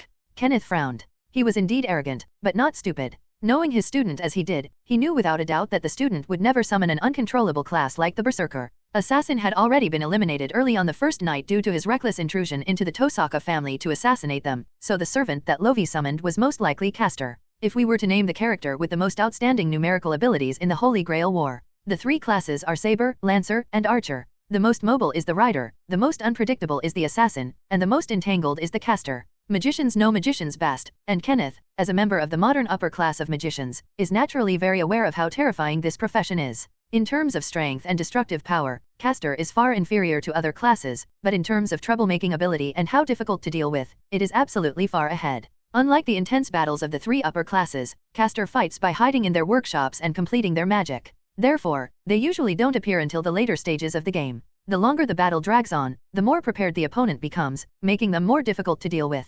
If a divine magician were given enough time to prepare, how troublesome would they be once they had fully completed their spell? Kenneth gets a headache just thinking about it, which is why Caster is usually targeted and eliminated at the very beginning. After all, the purpose of the Holy Grail War is to seize the Holy Grail, and the Holy Grail War is nothing more than a magical ritual. Given the unpredictable and mysterious methods of the Age of Gods magicians, it wouldn't be impossible for them to directly attack the ritual itself. Imagine if other masters and servants fought tooth and nail, finally achieving victory after countless hardships, only to find that the Holy Grail had already been snatched up by Caster. No one could accept something like this, right? Moreover, this Caster seems to have illegally summoned a servant like Skavek. This is clearly equivalent to one person having 2 servants, and one of them is a warrior queen with such extraordinary strength. Just thinking about Kenneth gives me a headache. If we're talking about the original texts of Celtic mythology, Finn, you're clearly stronger. Even King Arthur, who is also a protagonist in the legends, and Siu Kulain, the son of light, are inferior to you. In the entire world of mythology, only Bartholomew and Hercules can truly be compared to you in terms of achievements.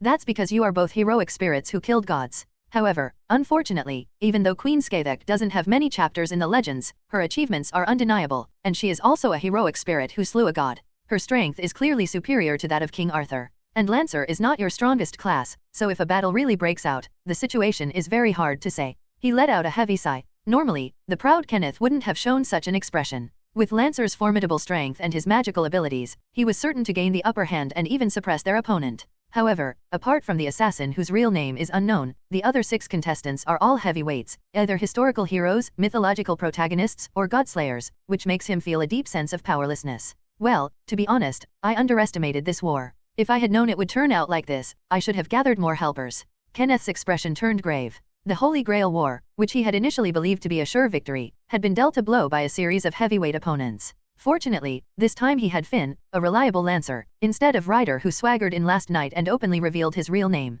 This still offered him some comfort. Moreover, my lord, not only Queen Skavek and your student, but also that servant from the Tosaka family is equally unfathomable. Judging from the fact that he can control thousands of noble phantasms at the same time, his strength is perhaps the strongest in this Holy Grail War. Having witnessed Gilgamesh wield thousands of noble phantasms simultaneously, Finn felt inferior, at least as a lancer. He knew he couldn't defeat him. If he were using a more suitable saber or rider, he might have a chance. The straightforward analysis is that, among the current servants, he is confident of defeating Berserker alone, and he is also confident of defeating King Arthur. Ryder isn't much of a threat. While he's powerful enough, his personality is far too reckless, and his master is a third-rate mage, unable to unleash his full potential. Therefore, the biggest opponents this time should be Queen Skathek and that gold servant. Furthermore, based on the opponent's actions, Finn had already guessed their real name. My lord, I may now know the answer to Archer's true name. After thinking it over carefully, Finn spoke up. What? Kenneth's eyes lit up. He was pleasantly surprised by Finn's words and wanted to hear Finn's answer.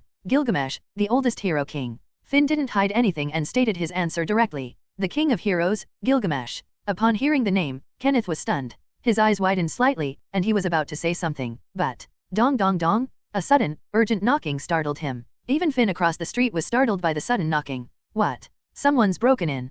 Kenneth suddenly opened his eyes wide. As the owner of the magic workshop, he certainly knew what was going on. A magician swaggered into his magic workshop. What audacity? Daring to storm into his magic workshop and fight? He was about to do something, but the familiar voice coming through the loudspeaker from outside the door made Kenneth put his hand back down. We buy refrigerators, color TVs, and old cell phones. You idiot, where did you get that megaphone from? Give it to me, anyway. Ahem, Mr. Kenneth inside, listen up. You're surrounded by Weber and me from the outside. If you surrender and show respect, you'll still be entitled to a noble title. With the help of the loudspeaker, Rose's voice traveled through the floor and echoed directly in Kenneth's ears. That familiar voice, and that smug tone. Even if he were reduced to ashes, Kenneth would still recognize him easily. That demn brat, he actually dared to come knocking on my door? He clearly doesn't respect me at all. When Kenneth, who was leaning back in his chair, heard that familiar voice at that moment, the veins on his forehead bulged. The fact was so shocking that even though he didn't want to believe it, he still imagined the scene for a moment, and almost fainted from a stroke because he was so angry at his student.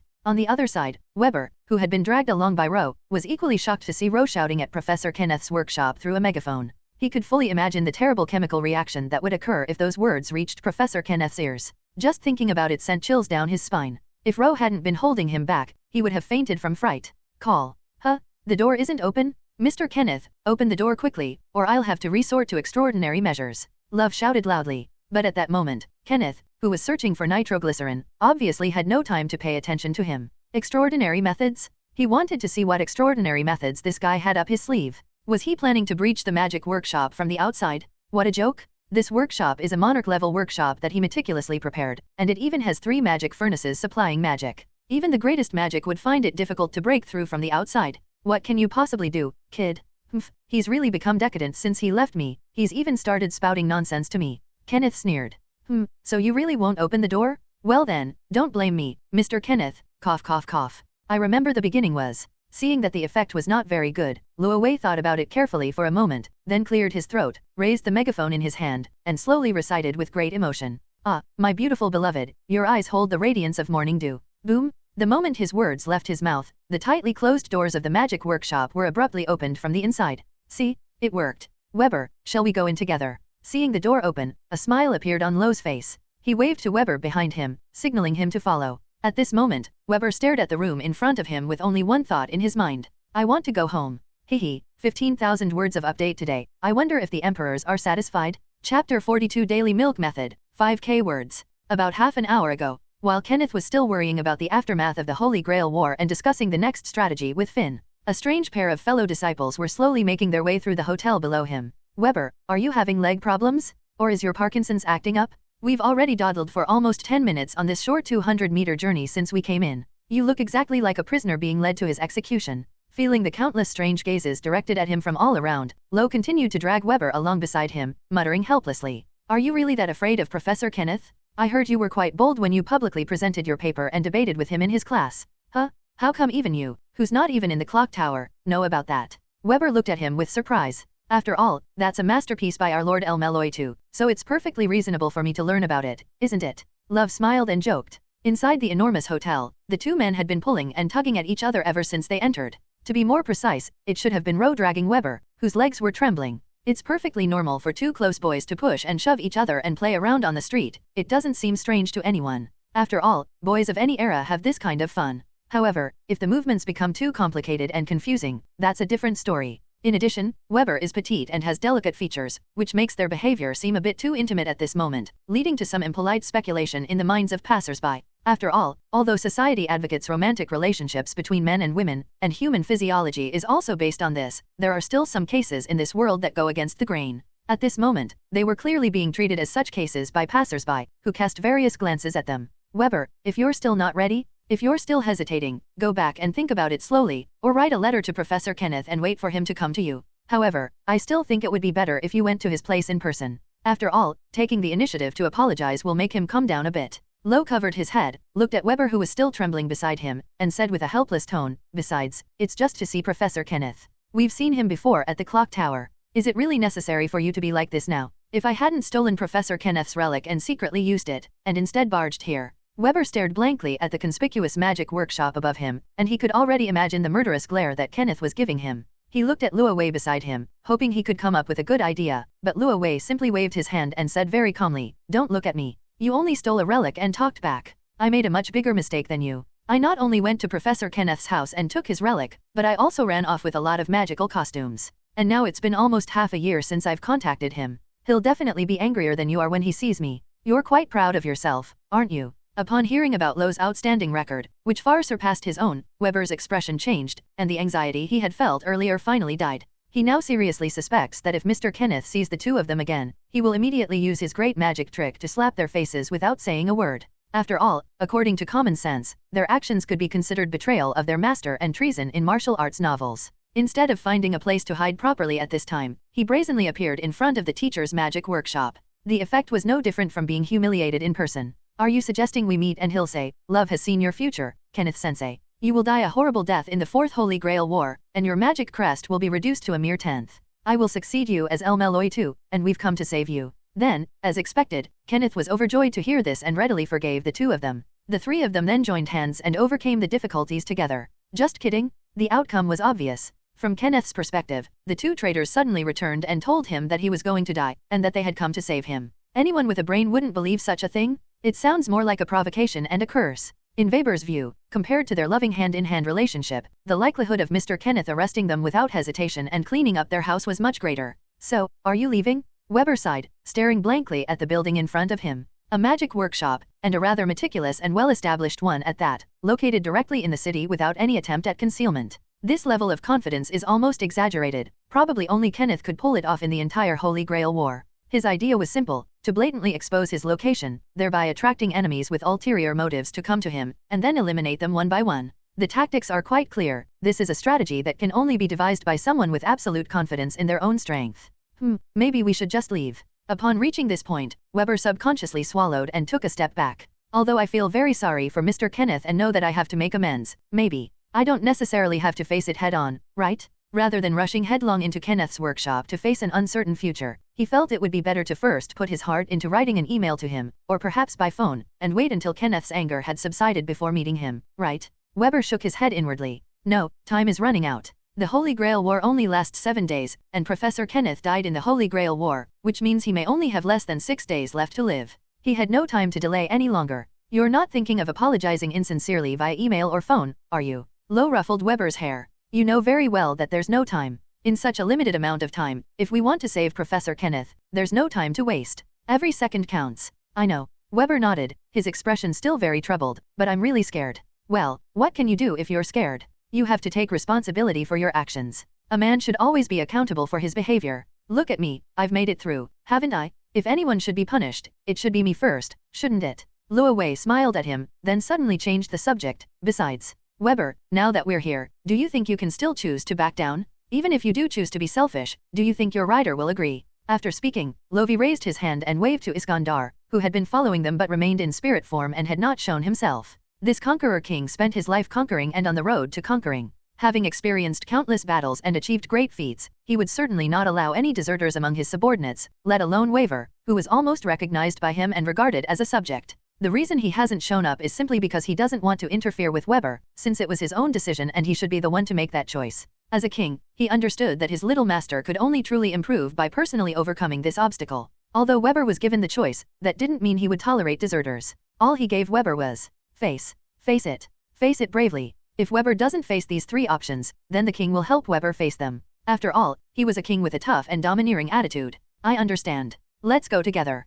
Even if we're going to die, you'll be with me. In the end, Weber seemed to have resigned himself to his fate, sighed helplessly, and then dejectedly followed Ro into Kenneth's magic workshop area. A magic workshop, in essence, is an other world created by magicians to hone their skills. No matter how powerful a magician is, if they are not the owner of the workshop, their magic or mysticism will be greatly limited. For magicians, the magic workshop is like a camp, their first and last trump card. To make an example of those arrogant challengers and despicable thieves, the magic workshop is usually equipped with numerous and multiple defensive spells. Therefore, as soon as the two stepped in, a powerful weakening force acted directly on their bodies. This sent a chill down Weber's spine, who already felt insecure. At this moment, even if Professor Kenneth really wanted to do something, he would have no power to fight back. Unlike geniuses like Loie and Kenneth, he couldn't construct a complete magic workshop, but he still had vision and knowledge. So he couldn't understand why Loie, who was clearly in the workshop, didn't change his expression at all. Fortunately, there were no ambushes from familiars or servants on the way to the core area of the magic workshop, and even some magic spells deliberately avoided them. Perhaps Kenneth was worried about Ryder's high mobility and the potential for widespread destruction, or perhaps he felt it was daytime and didn't want to cause too much of a commotion and disturb ordinary people, thus exposing his secrets. Of course, the most likely explanation is that he felt the magic workshop was unnecessary in dealing with Weber and Lo. As a monarch and their teacher, if word got out that he had to use the magic workshop to deal with his students, he would probably be laughed at by other magicians. So, under the watchful eyes of an invisible pair of eyes, the two walked all the way to the core area, which was the door where Kenneth was. To give them a hard time, or perhaps to demonstrate the teacher's skill, Kenneth didn't open the door directly this time, but wanted to see what they would do. Are they going to use a rider or caster to force their way in? Or should we respond to each move as it comes, using magic to break through our own workshop? He was curious to see just how far those two bastards were capable. As a result, when Lo pulled out a megaphone and read the love letter with great emotion, Kenneth finally couldn't hold back his emotions any longer. Boom! With a dull thud, the door to the magic workshop was opened almost without hesitation in front of the two traitors. The atmosphere around them became even more tense.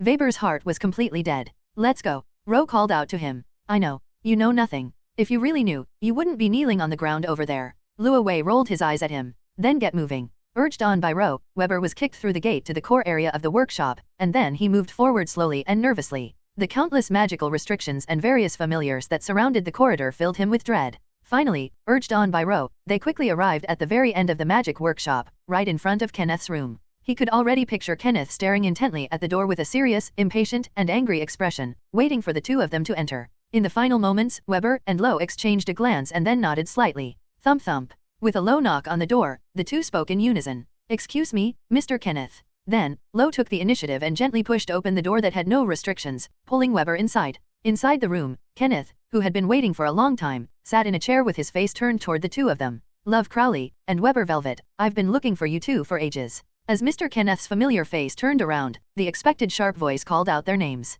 Especially you, Weber Velvet. Yes, Mr. Kenneth. Upon hearing that familiar voice, Weber, who had been feeling uneasy, suddenly shuddered, then his body straightened up as if by reflex, and he bowed to Kenneth in front of him. You're as stupid as ever. He criticized without reservation. Weber sighed. He had anticipated this situation. I'm sorry, teacher, I shouldn't have. Let's put aside the matter of stealing the relic for now and talk about the foolish mistake you made. I think I mentioned this in class, right? Entering another magician's workshop means what? Kenneth glanced at him, then deliberately raised his voice. Look at yourself. You barged in without even preparing the proper magical attire. What are you doing here? Committing suicide? If I hadn't noticed this, the magical restrictions outside would have been enough to wipe you out. Do you think I'll show mercy because of past grievances, or do you think you and Luo Wei can subdue me, the monarch, in the magic workshop? If that's your intention, then I don't need to be polite anymore. Kenneth stood up and snapped his fingers. Clatter? With a crisp snap of his fingers, countless magical restrictions hidden within the workshop activated simultaneously, and countless familiars surrounded him, while a terrifying magical power continuously gathered beneath his feet.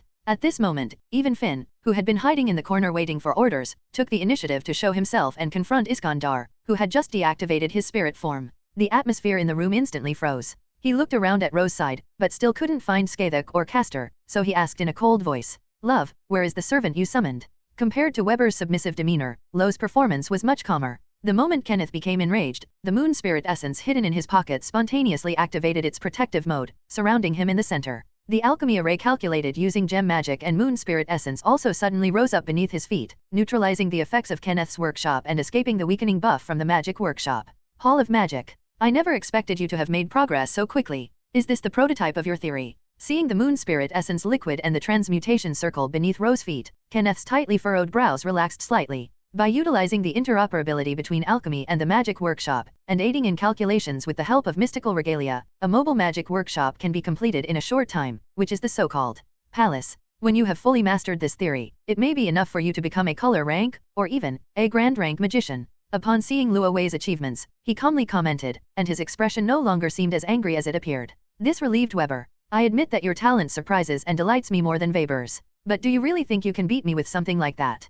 Kenneth glanced at Luo, his expression shifting from relaxed to serious. Even with the workshop and Lancer's help, he knew his chances of winning were slim. After all, their opponents might possess the strength of 3 servants, including 2 top-tier figures like Iskandar and Skavek. It would be virtually impossible for him and Finn to win alone. But we won't lose face. His dignity as a teacher wouldn't allow him to run away before the battle even began, especially in front of his 2 students. If he were scared away, what would become of his reputation? How could he maintain his footing in the clock tower? So Kenneth braced himself and prepared to fight this final battle with his 2 traitors in his magic workshop. Now let me show you what a monarch-level battle truly is. However, just as he raised his palm, preparing to strike first and launch an attack on them, Lovi, who had been supporting the transmutation array, slowly raised his hands, making a daily milking gesture, and then, without any warning, dispelled the magic array beneath his feet. And he answered very directly, I concede. Huh. The speed of this swift surrender stunned Weber, who was ready to let Ryder take him away, and even made Kenneth, who was prepared to fight to the death, frown slightly. What trick are you playing? Chapter 43 Master-Disciple Alliance, 5,000 words. Sometimes, the worst thing is when the atmosphere suddenly becomes quiet. This is because at such times, something unexpected has usually happened, forcing those present to think and causing a brief pause. Love, what tricks are you playing on me? Removing the temple's magic, aren't you afraid I'll use it as an opportunity to attack? Or, did Skavek and the caster you summoned leave you some kind of backup plan? Something that will trigger when I attack you. Seeing that Lo had immediately dispelled the spell and even raised his hands in a gesture resembling a daily masturbation ritual, Kenneth, who had been prepared to fight to the death to suppress the traitor, was taken aback. He was genuinely surprised by this unexpected development. He looked at Lovi warily, then used magic to scan the surroundings again. After carefully confirming that no one or any servants were hiding there, his eyes became increasingly puzzled. Although Kenneth had some suspicion that Lovi might have had his servants hiding around waiting for him to make a mistake, he quickly dismissed this absurd idea. Regardless of whether Lo truly harbored such dangerous thoughts, if he were in his magic workshop, as the workshop owner, it would be impossible for him not to detect the intruder's presence. Let alone Lancer or caster, even Saiyan would be unable to evade his senses. Therefore, you brat, you really didn't bring any servants with you. Kenneth looked at Ro with surprise at this outcome. Don't worry, Professor Kenneth, I didn't bring any servants this time. Faced with Kenneth's questioning, Lo nodded slightly, because I brought Weber here not to declare war on you, but to do something more important.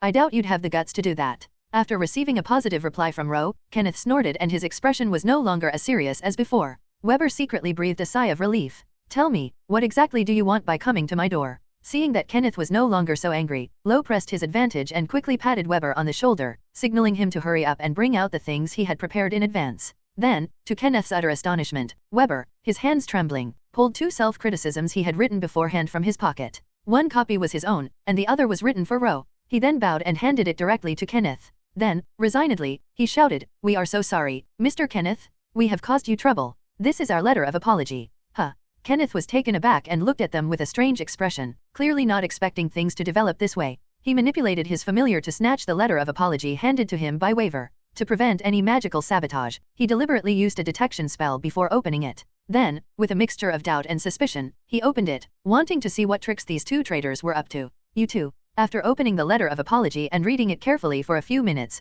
Kenneth let out a long breath. Then, with a complicated expression, he crumpled the letter in his hand into a ball. Looking at the 2 traitors in front of him with completely different expressions, he felt a sense of powerlessness, as if he had punched cotton. The anger in his heart was almost gone at this moment. I was about to say something, but all my words boiled down to one sentence, never mind, just come with me. Weber immediately felt a great sense of relief. But don't think I'll forgive you so easily? Especially you, Waver, who dared to steal my relics and come to the Holy Grail War without even knowing your own capabilities. Kenneth turned around and glared at Weber fiercely. I must say, you're even bolder than Ro. Weber tensed up instantly. However, Kenneth turned his gaze back to Iskandar, who was talking to Finn. I really didn't expect that you could actually summon a top-tier servant like the King of Conquerors. That surprised me a bit. It's good that you haven't tarnished El Meloy's reputation, so I won't hold it against you. However, as he spoke, his gaze swept over Waver again. With your third-rate mana supply, it's clearly not enough to satisfy a servant like the King of Conquerors. If he goes all out in battle, how long can you hold out? How about it? Iskandar, the Conqueror King, you must be feeling constrained by a third-rate mage like this, right? Are you interested in becoming my servant? The mana supply here can easily support multiple servants in a full-fledged battle, and obtaining the Holy Grail will be a piece of cake. Kenneth ignored Weber and extended an invitation directly to Iskandar. Before coming, to ensure the success of this battle, Kenneth brought the magic furnace of the Supreme Mystic Code from before the birth of the Moon Spirit Essence of the El Meloy School, and also borrowed 2 Monarch-level magic furnaces from the other 2 monarchs. With the current amount of magic power at hand, supplying this magic workshop with magic power would be an easy task, even if it were to supply multiple top-tier servants like Finn and Iskandar. The idea that a master can only support one servant is no longer valid for him. Seeing that he was being ignored, Waver pursed his lips and said nothing. He had already anticipated that Kenneth would recruit Iskandar before he came. After all, Ryder should be the teacher's heroic spirit, and he was just a thief. However, what Kenneth said was also true. His third-rate mana supply was indeed insufficient to support a top-tier servant like the King of Conquerors in a full-fledged battle, and instead lowered the opponent's strength. Finn smiled slightly at this, clearly not minding that his lord had more servants by his side. Although he could not see the future like Solomon or Gilgamesh with his special intelligence noble phantasm, he could still predict some clues about the future. For some reason, it seemed as if the goddess of death, Morrigan, had a special fondness for his lord's fate, with countless destined death lines binding him, making Finn feel particularly troubled. He dared not tell Kenneth about this directly, because most of the time, directly pointing out the prophecy would not only not change the future, but would also hasten the arrival of tragedy, just like Asgard in Norse mythology. But as a servant, he has a duty to protect his lord, help him change the future, and ensure his survival. If he can recruit a powerful hero like the King of Conquerors, his confidence in saving Kenneth will undoubtedly increase. However, things didn't go as smoothly as he imagined. When Kenneth extended an invitation, Iskandar stroked his chin, too lazy to even think about it, and directly rejected his offer. No, I have no intention of submitting to anyone, nor do I accept recruitment. You should become my subordinate. I admire heroes like Finn the most. In just a few words, he not only rejected Kenneth's invitation, but also treated him like a free gift with the purchase of a lancer. How could this disrespect be tolerated by a monarch at the pinnacle of modern magic? Weber's expression changed upon hearing this, for he recognized it as a prelude to Kenneth's impending anger. Luo Wei didn't make any move, because he had already anticipated this situation. While Iskandar is considerably better than Dire Muid, who would cuckold Kenneth, the incompatibility between Iskandar and Kenneth is visibly poor. Even if Kenneth were to summon Iskandar, the two would inevitably clash due to their personality differences. The final result would likely be Kenneth suffering a stroke from anger. Given Kenneth's personality, his most suitable servants would be Karna, Arjuna, and Finn. Looking at Kenneth Finn standing in the corner, Ro couldn't help but applaud his teacher in his heart. I must say, you're really lucky, Mr. Kenneth. They actually summoned a hero with a 100% win rate in the Holy Grail War. And their personalities are so compatible, even their experiences are so similar they were both taken advantage of by the same person. Cough cough. That's a real shame. Upon receiving Iskandar's reply, Kenneth narrowed his eyes, and a strong killing intent emanated from him, causing Weber's hair to stand on end in fright. Then let's change the question, Weber Wilster. What's your choice now? Will you join me and help me achieve victory to atone for your foolish mistakes? Or will you be eliminated here and wait to be punished back at the clock tower? Give me an answer now. Kenneth issued him an ultimatum. Finn's agility was undoubtedly very high in this workshop, and Iskandar's mobility could not be fully displayed. Being held back by Finn was inevitable. At this moment, Ro didn't bring Skathik with him, nor did he use any temple magic to fight against his workshop. In just a few breaths, he could easily kill a third-rate magician like Waver, cut off his hand, and make that group completely withdraw from the game. In this way, one opponent can undoubtedly be eliminated directly. They were able to catch one of their own traitors, so it wasn't a loss. So, should we still take action? Kenneth pondered, awaiting Weber's answer, while Iskandar, who had been talking to Finn, narrowed his eyes, ready to unleash his trump card and give the lemon-headed man a little shock. We're in. However, just as the atmosphere was becoming increasingly tense, a reply broke the heavy atmosphere. Then, Ro walked smiling between the two of them and handed Kenneth a magic contest essay that he had prepared in advance. The above content is roughly about how, in this Holy Grail War, Kenneth's disciples, Loi and Waver, will fight alongside Kenneth with their servants Ryder and Castor to make up for their previous mistakes. When only 3 people remain, they will each obtain the Holy Grail based on their own abilities. It is emphasized that during the cooperation, none of the 3 shall harm each other, nor shall they allow their servants to harm each other. The cost of the contract is the magic mark and one's own magic circuits. Did you even prepare a magic treaty in advance? Weber tilted his head. He hadn't expected Ro's move at all. That's right. If we're going to make up for our mistakes, we definitely need to show sincerity and take action, right? Lo grabbed Weber and Kenneth's hands and put them together. In that case, what could be more sincere than doing this? Furthermore, the Holy Grail War is a brutal magical ritual, a slaughter, a war. But that's only in the eyes of others, those country magicians. To the elites of our El Meloy school, it's nothing more than a magic cube. We're master and apprentice, after all. It's not worth fighting to the death over something like that, is it? So rather than fighting amongst ourselves and letting others laugh at us and take advantage of us, why don't we, master and disciple, join forces and take them all out in one go? Then we can have a competition, just like an extracurricular activity. Anyway, no matter who wins, the prizes will all go to the Elmeloy school, right? Lo glanced at Kenneth, then at Weber, and spoke earnestly. His sincerity moved Kenneth. Will we settle this later? Humph, do you really think you can beat me? Kenneth crossed his arms and gave a disdainful snort. However, he changed the subject, a meaningful smile appearing on his face. You seem to be right. It's better to bring the stuff into the Elmeloy school than to let others get the benefit. Although the final victory will definitely be mine. In that case, let's put aside all the previous grudges and start an extracurricular test. The topic will be winning this Holy Grail war. It's so good to meet you and understand me. Ro smiled, grabbed Kenneth's hand, and shook it. Don't worry, Professor Kenneth, we promise we won't let you down and we will never tarnish Elmeloy's reputation. Why don't you ask for my opinion? So, to Weber's bewildered and surprised gaze, Ro, Kenneth, and his hand were placed together and pressed their fingerprints onto the contract document. Subsequently, due to his rash actions, the greatest alliance and cooperation since the beginning of the Holy Grail War was thus completed. Seeing this, Finn smiled, clearly very satisfied with the result. Ryder Iskandar, on the other hand, fully displayed his personality, acting as if he were one of the guests, and directly opened Kenneth's wine cabinet. He took out the expensive red wine that Kenneth had prepared to celebrate the victory, placed it directly on the table, and immediately pulled everyone's hands to start a banquet to celebrate the alliance, which made Kenneth's eyelids twitch with anger. Well, I hope you will give me your guidance this time, Mr. Kenneth. With the contract in place, Ro's initial politeness vanished instantly. He sat down opposite Kenneth, raised his glass to Iskandar, and celebrated with a bright smile. You little rascal. Seeing Loi's true colors revealed, Kenneth, sitting on the sofa, sighed helplessly, feeling a pang of regret. I am truly unfortunate for my sect. I made a mistake in accepting a disciple. How did I ever let this brat into the family back then? Moreover, the thought that this bastard would eventually marry into his family and inherit his mark and school of thought made Kenneth feel even more that his decision back then was too impulsive. No, this will make him lose face even if he becomes a monarch. He'll have to give this kid a crash course in etiquette once they get back to the clock tower. After a moment of silence, Kenneth looked at Ro and sighed helplessly. Then, at Ro's invitation, he reluctantly raised his glass. He looked at Luo Wei, who had yielded to him and decisively surrendered, and a feeling of unreality suddenly arose in his heart. Is it really over just like that? This kid just gave in like that? The earth-shattering battle he had anticipated did not occur at all, and even the mediocre Weber was brought back along the way.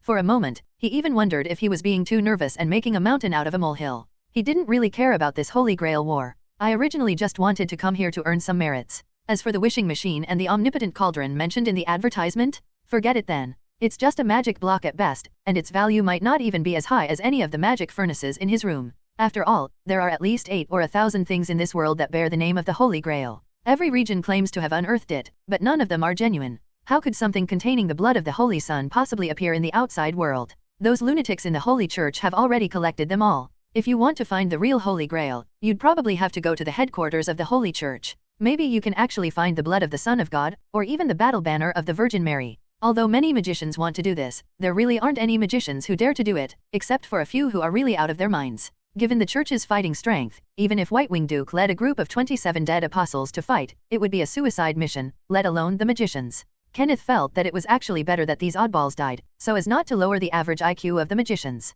So there's no need to even think about the Holy Grail war being advertised here. Kenneth knew it was just another fake that popped up out of nowhere. Where would the Holy Grail appear in Eastern Europe? The magic here was so bad he couldn't bear to watch. While there are indeed top-tier powers like the Spiral Pavilion on the mainland, Kenneth doesn't believe they would idly use the Eastern European system to construct the Holy Grail for Western Europe. So let's treat this Holy Grail war as an extracurricular lesson. This is a good opportunity to re-establish my authority as a teacher and also to find a chance to capture that bastard Luo Wei and bring him back to continue the advancement ceremony. This time, I can't let him get away. Unfortunately, there aren't any girls of marriageable age in Elmelo's household lately. Otherwise, they would arrange a marriage for him and see how he runs away then. After all, once he's settled down, this guy will definitely be much more well-behaved. You see, before he met his fiancée Sora, Kenneth wasn't exactly a model citizen either, but now that he has a girlfriend, things are clearly much better. How about, we promote someone from the Branch family first? Kenneth pondered to himself. Hehe, another one-words update, there should be more tonight.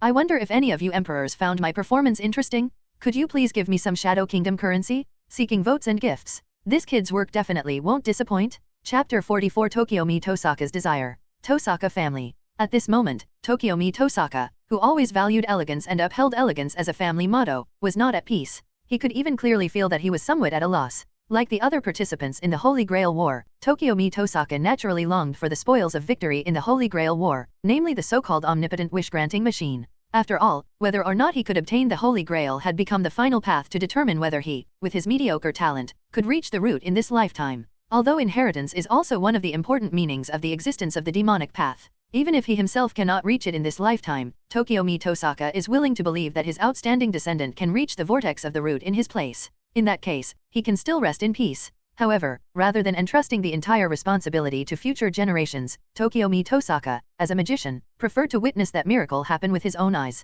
Therefore, he staked everything on this Holy Grail War, whether it be hope or pursuit, just to pray for that miracle to happen. Furthermore, in order to ensure his ultimate victory, he had already made ample preparations to win the Holy Grail War before it even began. He put in a lot of effort in terms of both personal connections and heroic spirits to pave the way for himself. In terms of connections, he contacted his old friend, Kotomine Raisei. His identity is that of a pastor and head of the church in Fuyaki City, bearing the important responsibility of overseeing the mystical realm. Therefore, he naturally became the overseer of this Holy Grail War. During the Holy Grail War, he will play a crucial role in mediating conflicts, making fair judgments, preventing the mystical from being leaked, and avoiding excessive casualties. However, Tokiomi Tosaka also disagreed with the idea of a fair judgment, since the two of them were the ones who broke the rules in the first place. Even before the Holy Grail War began, Tokiomi Tosaka had already contacted his old friend by taking advantage of his family's long-standing relationship with the local church in Fuyaki City. Furthermore, she reasoned with him and appealed to his emotions, moving him with her sincerity and thus obtaining some extraordinary help.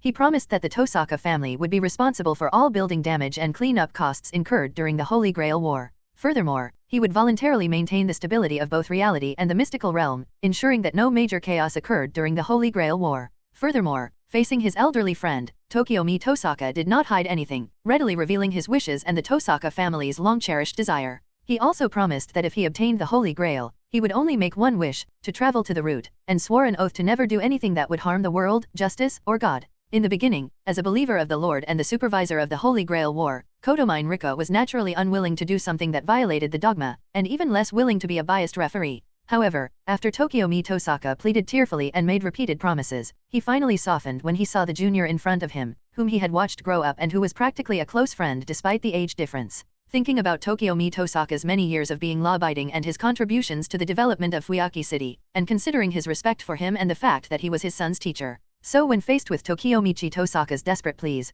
Kotomine Raisei ultimately did not refuse, but instead turned a blind eye and granted his wish. He gave his reasoning as follows: he trusted Tokiomi Tosaka's character. Furthermore, the power of the Holy Grail was too terrifying. If it fell into the hands of evil people, it would inevitably bring great destruction to the world. Tokiomi Tosaka's wish was merely to reach the root, a common pursuit of a magician, and would not have any impact on the world. Since that's the case, considering all the effort he's put in over the years, why not just agree to it? Furthermore, once he reaches the root, he can retrieve the Holy Grail and send it to the headquarters of the Holy Church for complete sealing, thus eliminating the potential threat of the Holy Grail War. From a moral and human perspective, this might not be such a bad thing, right? With this in mind, Kotomine Ryugai agreed to let his son, Kotomine Kaire, participate in the Holy Grail War to help Tokiomi Tosaka achieve victory. He would also hand over the command seals left over from previous Holy Grail Wars to Tokiomi at the end, helping him secure victory. Tokiomi Tosaka was deeply grateful for his old friend's actions. With this assistance, his confidence soared. To ensure victory, he spared no expense in acquiring a rare and exquisite relic from the magic circles of Western Europe, the remains of the primordial serpent, and used it to summon the most powerful heroic spirit,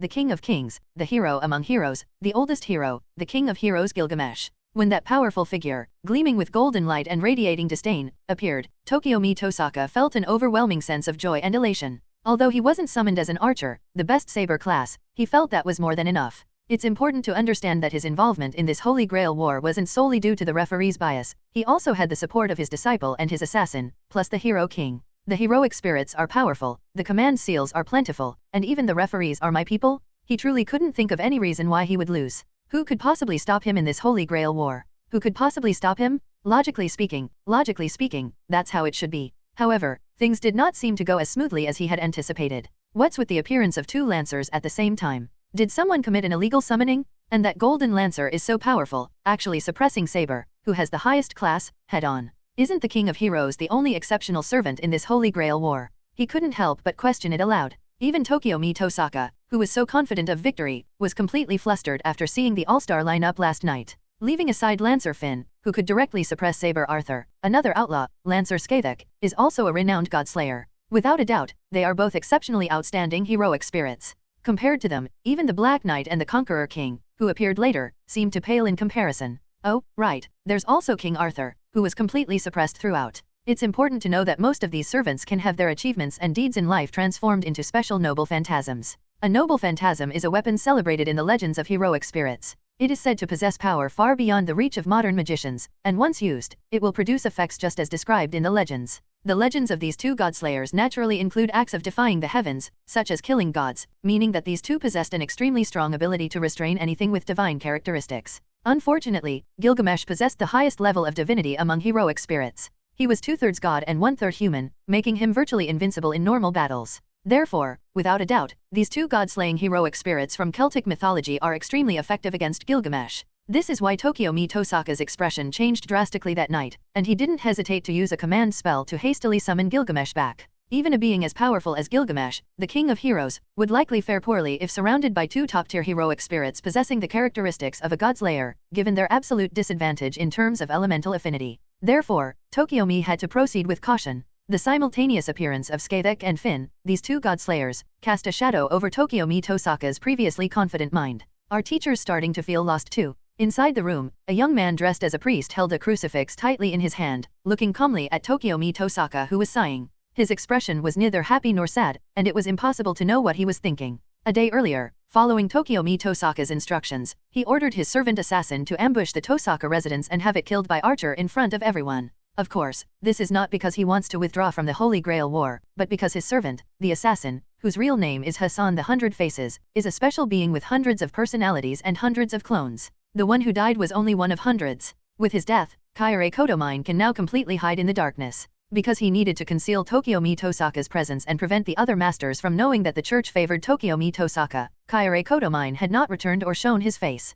Instead, he stayed at the Tosaka residence and used assassin to gather information. Seeing Tokiomi Tosaka's worried expression, he spoke from the shadows. Well, I hope the opponent doesn't possess a noble phantasm that can rival EA. Compared to his teacher, Kaire Kotomine's expression was quite calm. Perhaps he had no interest in the so-called Holy Grail at all, and his only reason for being here was to help Tokiomi Tosaka win the Holy Grail. Even he himself didn't know what the desire in his heart was. You're right, Kaire. It's too early to wallow in self-pity. Even a godslayer might not be able to defeat the invincible king of heroes. Upon hearing Kaire Kotomine's words, Tokiomi Tosaka nodded slightly, then carefully recalled the situation at the time. The true name of the Einsborn family's heroic spirit is King Arthur, and his class is Saber. That brat in the clock tower is Ryder, the king of conquerors. According to the information, the godslayer Finn is probably the mineral department monarch who came from afar. As for the demon queen Skathek, who was summoned illegally, she's probably from the Mata family. After all, apart from the Mata family, who are familiar with the rules and inside story of the Holy Grail War, no other magician could summon and command the Queen of the Land of Shadows so easily.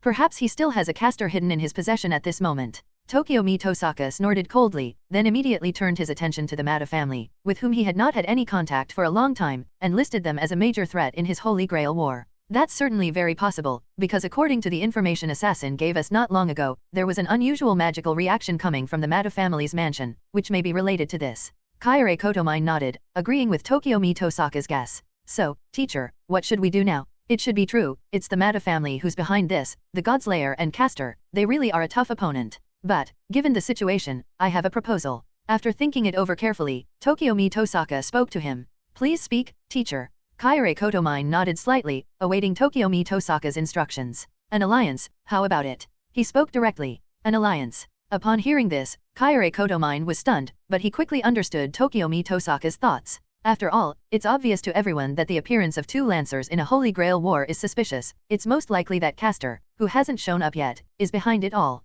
You see, the longer an enemy like Caster is delayed, the harder he becomes to deal with, and his unpredictability is the most difficult to gauge. Even more extreme, some could bypass everyone and directly attack the Greater Grail. While you're fighting tooth and nail, someone secretly tampers with the prize behind your back. Who could tolerate that? Especially since that Caster has already illegally summoned a Lancer Skathek. In such a short time, the opponent was able to summon the Queen of the Land of Shadows, making their threat level self-evident. If they were given more time and summoned a few more exceptional servants, then it would be better not to fight at all. Therefore, Tokiomi Tosaka planned to act quickly and directly join forces with other masters to eliminate this major threat. As for who to form an alliance with, I believe the Einsborn family, who suffered a defeat in the port battle last night, will be even more anxious than I am. They will definitely agree to this win-win plan. Thinking about this, Tokiomi Tosaka's initial worry gradually subsided. May the ancestors of Eternal be blessed, I will win this Holy Grail war no matter what, and personally fulfill my family's long-cherished wish. He murmured to himself, then looked up at the window, his gaze becoming increasingly resolute. With the help of my old friend and the trump card of the King of Heroes, I will never admit defeat, no matter who my opponent is. Victory in this Holy Grail war will only belong to me. I am willing to pay for it with my life, even if I fall on the path of truth. Tokiomi Tosaka murmured softly, clenching his hands as he prayed to his ancestors for protection. As the prayers grew fainter, the images of his two daughters involuntarily appeared before his eyes. Rin, if father fails, the future of the Tosaka family will be in your hands. And, Sakura, how are you doing right now? I believe that after embarking on the path of demonic cultivation, you will surely find true happiness and joy. It definitely will, right? Bonus chapter, Power, with 15,000 words updated every day, who could resist? Who can stop them now? I recommend a friend's book, giving the world of One Piece a breathtaking experience with its heroic spirits. Chapter 45 Teachers and Students, 5,000 words. Do you like it? If that's not enough, I have plenty more. You can come and get them from me anytime you want. A familiar, sharp, and sarcastic voice suddenly became gentle. Yes, I like it very much, thank you, Uncle. Uncle, is not bad either. A little girl with a somewhat timid expression answered this question from the luxurious room. Across from him, a blonde man with a lemon-colored haircut was practically melting with admiration. He looked at the little girl in front of him as if he had seen some rare and precious treasure, his eyes filled with appreciation. He sat on the edge of the bed, speaking softly to the little girl in front of him, while also telling her about his relationship with her. You are Lo Wei's adopted daughter, and I am Lo Wei's teacher. A teacher is like a father, so I should be your grandmaster. As Kenneth continued to ramble on about his greatness, Sakura Tosaka simply nodded silently. Being so young, she couldn't understand what this lemon-headed uncle meant by the Clock Tower Monarch and the glory of the Elmeloy School. She had only heard her brother, Luo Wei, say that it was a place for studying. She and her sister will likely go there to study in the future. So, is the Clock Tower the new kindergarten? And this lemon-headed uncle is her teacher? Lo, is Professor Kenneth's current state really normal? Weber, on the other side, was also seeing Kenneth like this for the first time, so his expression was clearly one of extreme surprise, or even discomfort. It's hard to imagine that the sharp-tongued Mr. Kenneth would show such a gentle expression, especially towards a little girl he had just met. Does Mr. Kenneth really like children? But the truth is not as simple as it seems from the outside. As a veteran member of the magic aristocracy, Kenneth was certainly not the shallow and incompetent person who simply valued appearance. What he valued wasn't Sakura Tosaka's appearance, something vulgar and meaningless, what he cherished was her unique magical talent. With an imaginary physique and such top-tier bone structure, this talent is simply incredible. Without exaggeration, judging from the panel data alone, this little girl's talent is even higher than his. She can simply be called a treasure of the magic world. It's hard to imagine that such a miracle would appear so vividly before his eyes, which makes Kenneth very excited. This talent, comparable to that of the gods, if guided in time, will undoubtedly make him a future monarch-level magician. Even Kenneth, with his extremely high standards, gave Sakura Tosaka a very high evaluation, and his gaze towards her revealed unparalleled satisfaction. Ahem, Mr. Kenneth, don't get so excited on our first meeting. Your enthusiasm will scare Sakura away. Finally, after being reminded by Luo Wei and under Sakura Tosaka's somewhat timid gaze, he reluctantly withdrew his gaze. Indeed, we shouldn't be too excited or too harsh when dealing with such a gem, such a genius. We should treat them with the same tolerance and care we would show to a lover. This is to establish a good image for oneself as an elder. Kenneth was dismissive of Weber's whispers. This mediocre fellow hadn't even grasped the essence of the matter. Weber, what do you know, you useless fellow? Do you know just how amazing this little girl's talent and aptitude are? It's no exaggeration to say that she has the potential to reach the same level of achievement as Bart has Mello. As soon as his gaze left Sakura Tosaka, Kenneth's attitude immediately returned to what it used to be, and he immediately gave Weber a lecture. Forget it, someone as mediocre as you can hardly understand this miracle. But coming to participate in the Holy Grail War this time has really been a lucky find. To actually acquire such a treasure is far more valuable than that fake Holy Grail, isn't it?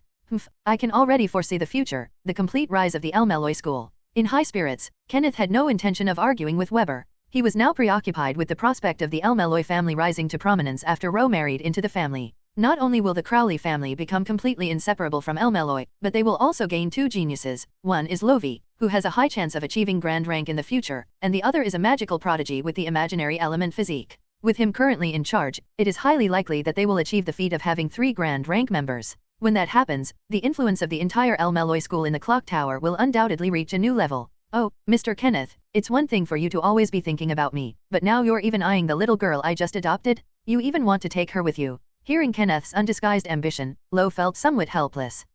Brat, dream on. Besides me, who else do you think is qualified to educate such a genius? You? Or that mediocre Weber? Kenneth scoffed dismissively, once again hurting the innocent Weber. Luo Wei also felt somewhat helpless about this. He did bring Sakura Tosaka along partly to curry favor with Kenneth, since geniuses cherish each other, especially their own. Therefore, Kenneth naturally doted on this junior who was destined to join the Elmeloi school. However, more importantly, the purification ritual on his side had already begun, filtering magical energy from the contaminated Holy Grail and the ley lines of Fuyaki City and starting to condense. The magical power there is currently escalating rapidly, with the ether concentration almost returning to that of the Age of Gods. It's clearly inappropriate to leave a little girl like Sakura Tosaka in such a harsh environment. Meanwhile, Tuko Aozaki is still discussing the mysteries of the human body with Iris Veal in the basement and has no time to care for her. As for Skathuk, let's not even talk about Skathuk. With her personality and way of doing things, it would be a blessing if Ro didn't go out and cause trouble. Expecting her to take care of the little girl is not as good as hoping Gilgamesh would take care of the child.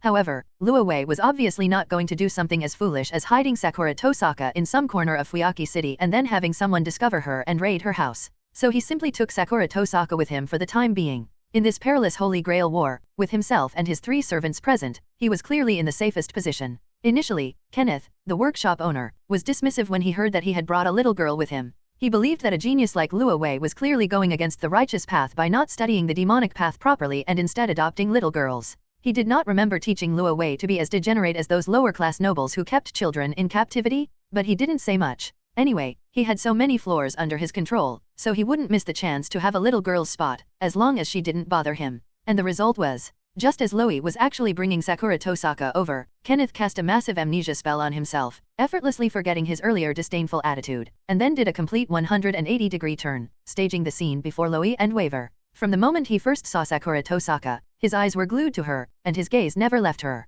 Not only that, Kenneth didn't forget to interrogate Lo afterwards, constantly asking, "Is this your adopted daughter? Where did you come from with such a talented little girl?" And so on. Luo Wei simply made up a reason for this. He said that when he came to Fuyaki City, he visited the Tosaka family and met Tosaka Sakura there. At that time, Tosaka Tokiomi was worried about the problem of the succession of magic and was unable to train 2 successors at the same time, so he took advantage of the situation and adopted the girl. In any case, magic inscriptions have never been a problem for his family. Whether it's refining them using alchemy or dividing them, it can be done easily. Raising a girl with such outstanding talent is no problem at all. Rather, he really made a fortune by securing such a successor. Upon hearing this, Kenneth could no longer contain himself. He first admired and envied Loie's good fortune, then he began to criticize Tokiomi Tosaka's behavior, saying that he was an incompetent man for giving away such a treasure because of a problem with the magic crest. Then, remembering that there were actually 2 such treasures, he decided to act rashly and decided to lead Lovi and Waver to attack the Tosaka residence, making that gold servant their first target, and also capturing the other magical prodigy, Tosaka Rin. Along the way,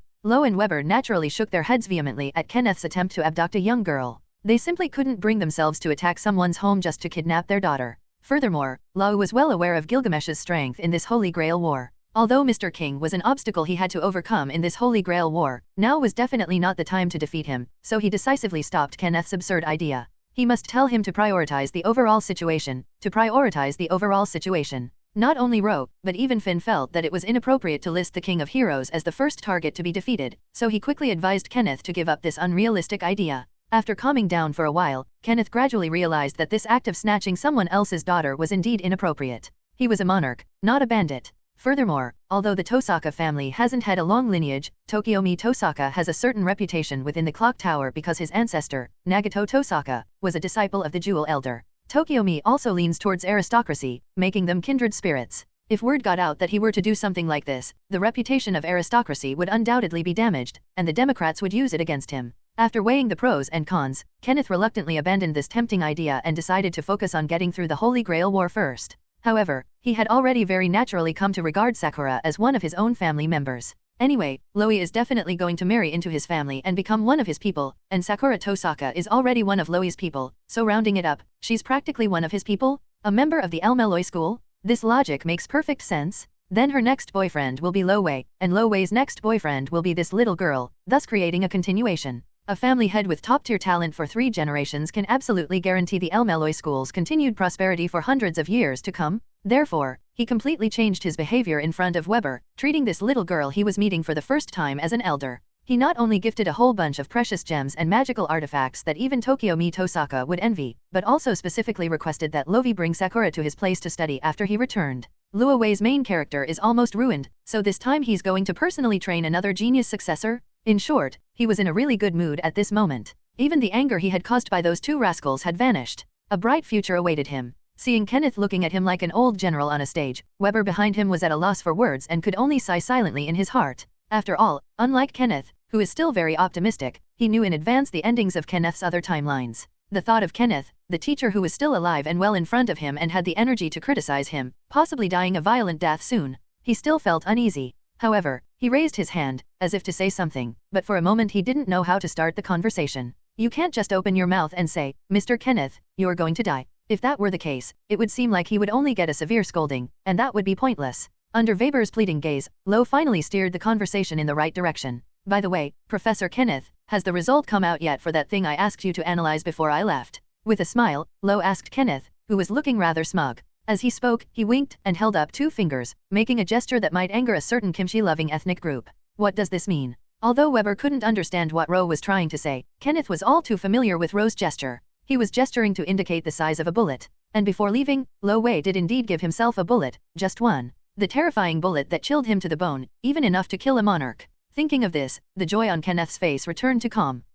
It's over a long time ago. You think I'm? No, never mind, it's nothing. Kenneth snorted coldly halfway through his sentence, then turned and glanced at Ro without saying anything more, nor did he boast about his greatness and ability as a teacher because of his insignificant achievement. As a monarch, he was not foolish, much less prone to fantasies and naivete like Weber. The bullet contained virtually no technical sophistication. Even a novice who had just embarked on the path of demonic cultivation could easily discern its secrets upon touching it. Given this, how could his apprentice be troubled by something so trivial that he would specifically seek his teacher's help? The cause and effect of the matter can be clearly understood with just a little thought. He was reminding himself, and more importantly, advising himself to remain calm and to be cautious. Even a tiny bullet could threaten the life of a monarch, so what about the other beings in this Holy Grail war? If you're careless, even you could die. Although it was unnecessary, at least you have some conscience. Looking at Ro smiling at him, Kenneth gently shook his head, then spoke softly to Ro in a voice so faint it was almost imperceptible. Ro simply smiled slightly and did not respond directly. Then, with a knowing look in their eyes, the matter came to an end.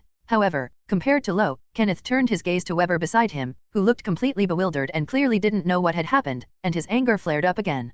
Considering that Luo Wei still cared about him, provided timely and important information, and brought him an outstanding genius, his previous sins could be completely forgiven. As for Weber, he was still a mediocre talent who was more likely to cause trouble than to accomplish anything. Even amidst war, he remains in this confused and incompetent state. Even with a top-tier heroic spirit like Ryder, he cannot control him. His aptitude as a magician is extremely mediocre, to the point that he cannot even accomplish something as simple as supplying magic. With mediocre skills, a confused mindset, and a servant who can't unleash his full potential, he's practically maxed out with debuffs. Kenneth really doesn't know why this kid is so brave as to dare to participate in this kind of magic ritual. Although Kenneth still harbored resentment towards Weber for betraying him and stealing the artifact, he was more concerned about the boy's lack of growth. Knowing the cruelty of this Holy Grail war, he was well aware that if Weber remained in this half-hearted state, he might really die. And so, Weber Velvet, what are you waiting for over there? Get over here? To prevent you from holding me back in the upcoming battle, I'm going to give you some extra lessons. A sharp voice suddenly rang in Weber's mind, startling him who was still in a daze. He looked up sharply in the direction from which the sound was coming, but all he could see was Kenneth's back turned. Mr. Kenneth, I. The figure walked further and further away, and he stretched out his palm as if to say something. However, the reminder from Luo Wei earlier became so clear in his mind that he still couldn't bring himself to say it. What do you mean, you? Useless guy, get over here right now? I'm going to give all those useless costumes and accessories on you a complete overhaul. Finally, Kenneth's voice once again echoed in Weber's mind, leaving him no choice but to reluctantly follow. Hey, Queen Skavek, you were once the teacher of countless heroes. Do you think what Teacher Kenneth did was right? Watching the two figures leave, Ro asked Skavek, who had just returned after setting up a trap. I don't know. Your modern teaching methods are so different from what I used to do. A student like him wouldn't have survived to graduate with me. Skavek shook her head very decisively. Hiss, that's really cruel. Luo Wei put his hands behind his back and gave a helpless smile. They clearly care about their students, but they always have to put on such a superior attitude. Is this what teacher authority is? So teachers are really troublesome. However, although pride was indeed at play, if Professor Kenneth had made it clear to his face, Weber, with his half-baked mentality, would definitely have muttered to himself, "You're just jealous of my research talent and unwilling to acknowledge my success. Only by experiencing failure firsthand can he grow. Who knows, some people have good intentions." Even Skavik felt a pang of sympathy for Kenneth when it came to educating a student like him. Yes, after all, they are all such stubborn and proud people, and they are all people who have inherited the name of El Meloy. With a smile, Luo Wei reached for the remote control on the sofa and pressed the play button. Some things are less effective if said face to face, you have to wait for the right moment to truly understand them. I've almost forgotten what this book is called. Happy. Chapter 46 The Secret of the Origin Missile, 5,000 words. Hyatt Hotel. In Kenneth's Mickey Mouse Clubhouse, no, I mean his magic workshop. 3 strange figures, each of different height and color, were now crammed into this small room. Oh, there are quite a few interesting treasures here. I can sense that all of these items contain considerable magical power, especially that magical furnace, which truly delights me. Moreover, my condition is better than ever before. My magic power is abundant, and I can unleash more than twice my previous strength. I can finally have a good fight. Under Kenneth's command, Weber recently connected his magical energy supply to a magical furnace in the workshop. At this moment, the problem of insufficient magic power that had been troubling Iskandar was finally resolved. Now back to his peak condition, he was in significantly better shape. Out of curiosity, he directly used his spiritual energy to enter the workshop from the outside. He then saw the countless dazzling costumes and materials inside, as well as the monarch-level magic furnace at the very center that was replenishing his magic power. Don't touch anything, Ryder. Get out of here quickly. With your size, it'll be a huge hassle if you mess things up in the workshop. When Waver saw Iskandar barge in uninvited and start touching the surrounding costumes, his heart raced, and he quickly tried to stop him from doing something so reckless. Oh, is it going to be too much trouble? Then I won't touch it. I only need the furnace. Iskandar pointed to the magic furnace that was running behind him. Iskandar didn't pay much attention to the other small parts. What concerned him most was the monarch-level magic furnace that supplied him with magic. Having experienced the power of this thing, he certainly wouldn't give it up easily. After all, once he had a furnace, he no longer needed to worry about whether Weber's body could withstand his power, thus ensuring he could always be at his peak during battle. The original trump card no longer needs to be used so cautiously, which greatly enhances one's combat power. Therefore, whether from a personal or strategic perspective, he was determined to obtain this furnace. After all, it was a treasure that could significantly increase his chances of winning. Ryder. Weber was on tenterhooks when he saw Iskandar's startling words. This big fool doesn't know the value and importance of this thing, but of course he does. This is a monarch-level magic furnace, an extremely rare treasure even in the clock tower. In some magical families, it's even considered a family heirloom or trump card. Its value is comparable to that of a small to medium-sized magical family. It's essentially a portable, weakened spiritual vein. This guy's words about taking away such a vital treasure were enough to terrify Weber, who quickly stepped forward to stop him, fearing that the guy would actually do what he said. Oh, boy, are you going to stop me from conquering the treasure? Iskandar asked Weber, then you are my opponent. Conquer my foot? Who goes to someone else's house to conquer? That's just robbery. Besides, this is an allies workshop. Were you the type to attack your allies when you were alive? Weber was unusually resolute for a moment, probably because what he had recently learned was beyond his comprehension, or perhaps he had realized the cruelty of the Holy Grail War.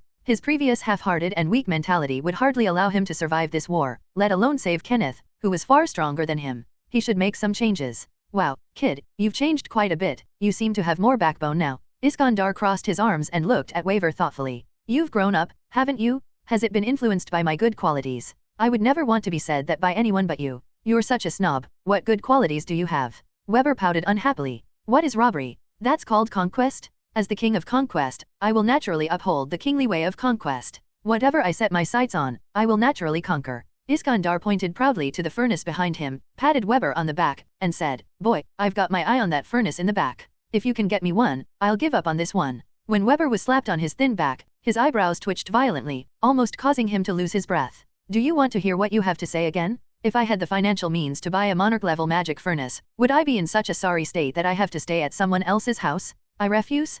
Putting aside the fact that I simply can't afford it, don't forget, Ryder, I'm your master. Stop making these impossible demands of me. So you couldn't afford it? Is this thing really that expensive? Isn't that obvious? Putting aside the price of hundreds of millions of pounds, monarch-level magic furnaces are still priceless and unavailable. Do you think your master can afford hundreds of millions of pounds? Weber was completely speechless with him and decisively told him to give up his unrealistic idea of buying a magic furnace. I see. Then your majesty. Seeing Weber's resolute attitude, Iskandar sighed deeply. He'll just have to go out and earn money himself. Weber's eyes widened, and in that brief moment, countless different images and possibilities flashed through his mind. Bricklaying, demolition, farming, and boxing, these kinds of jobs are perfectly suited to his over 2-meter-tall frame for manual labor. But Iskandar seemed oblivious to the prices of the time. Hundreds of millions of pounds, that wasn't something you could earn through manual labor, unless... Suddenly, Weber seemed to realize something. He widened his eyes and asked him cautiously, what kind of work are you going to do? He couldn't believe that someone like Ryder, with his personality, would honestly work as a laborer to supplement the family income.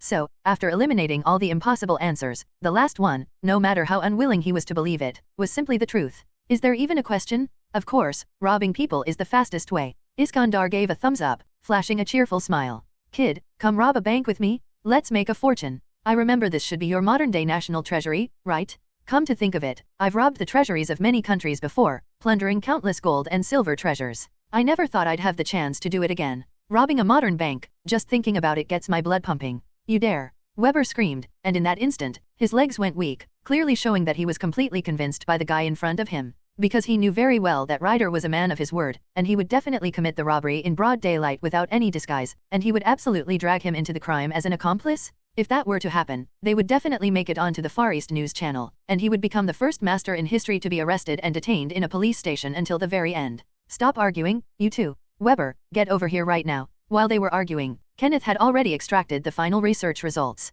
After giving the two idiots a stern scolding for their foolish attempt to rob a bank, which disregarded the secrecy of the operation, Kenneth called them over to witness the precious moment when he would unravel the secret of the magic killer. As expected, this special bullet works on this principle after all. This is the real secret that the magician killer has been hiding, and it's also why Rose specifically stepped in to help me that night. Looking at the origin bomb sample floating in the test tube, Kenneth slowly exhaled, still somewhat shaken. After several hours of research, he had completely cracked the secret of the origin and, by following the clues, even discovered the true nature of the magician assassin. The principle is indeed simple and straightforward, but it's surprisingly effective. And for magicians, it's an absolute killer weapon. The ingenious combination of fire and earth, with its bone powder carrying the primordial properties of cutting and connecting, although the craftsmanship is terribly crude, appearing to me like a defective product forcibly sculpted by some third-rate alchemist, its composite properties are still terrifying. Emiya Kiritsugu, Kirititsugu. Someone actually wrote their greatest secret in their name. What an unexpected development.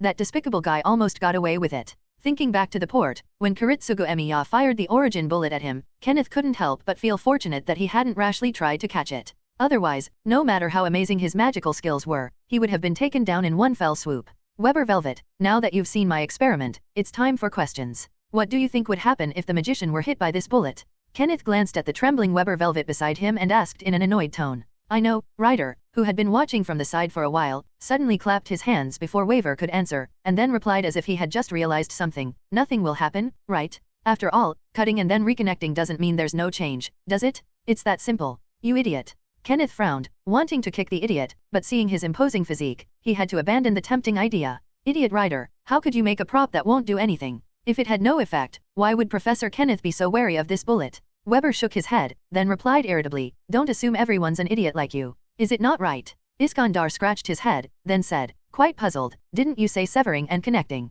Ignoring Iskandar's interruption, Weber pondered for a moment before giving the correct answer. The more intricate something is, the more expensive and fragile it is. And for a magician, the most fragile and precious thing is undoubtedly the magic circuits in their body, which are as vital as life-giving organs. This thing's effect is to sever and reconnect. If a magician is hit by this bullet, there is no doubt that the magic circuits in their body will be disrupted the moment they start operating, and then they will be violently reconnected. Correct answer. This thing does indeed have that effect, and its power is quite terrifying. Kenneth nodded in agreement with his answer. That's really scary. For a moment, Weber's face also turned ugly. It was just a small bullet, but it could easily kill a magician without anyone noticing. Such a weapon instilled instinctive fear in Weber. Huh? But it still reconnected in the end, didn't it? You really are an idiot. Weber covered his head, utterly speechless. You're not right in thinking that way. Think about it, although it will be reconnected, the reconnection will be messed up. For an ordinary person, this is similar to a messed up blood vessel. A messed up blood vessel will prevent the blood from flowing normally. For a magician, it's like replacing the magic circuit with a blood vessel.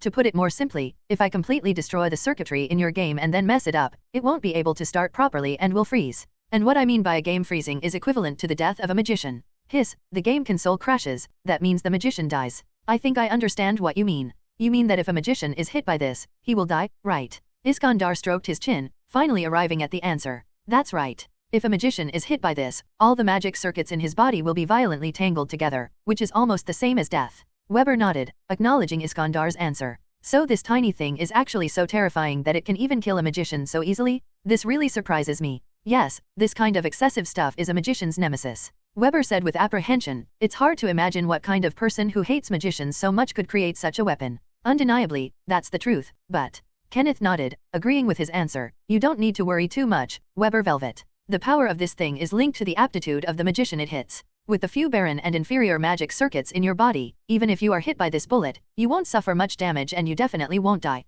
Upon hearing this, Weber's lips twitched. Thank you for your comforting words, that puts my mind at ease, but I don't know why it doesn't sound happy. But aren't you in considerable danger? After all, you are a monarch, Iskandar said, looking at Kenneth before him. Indeed, if I were unaware of his intentions, I could very well have fallen into his trap and ended up in a mess. Kenneth smiled confidently. But now that I know his hidden secret, this thing no longer poses a threat to me. At most, it's just a magical artifact. Once someone knows its secrets and principles, there are countless ways to counter it. It's just a matter of ensuring I don't get hit. Even if I am unfortunately hit, as long as I don't use my magic circuits, there won't be any major problems. Kenneth spoke confidently. Weber, if I were to entrust you with solving this problem of the origin bomb, what would you do?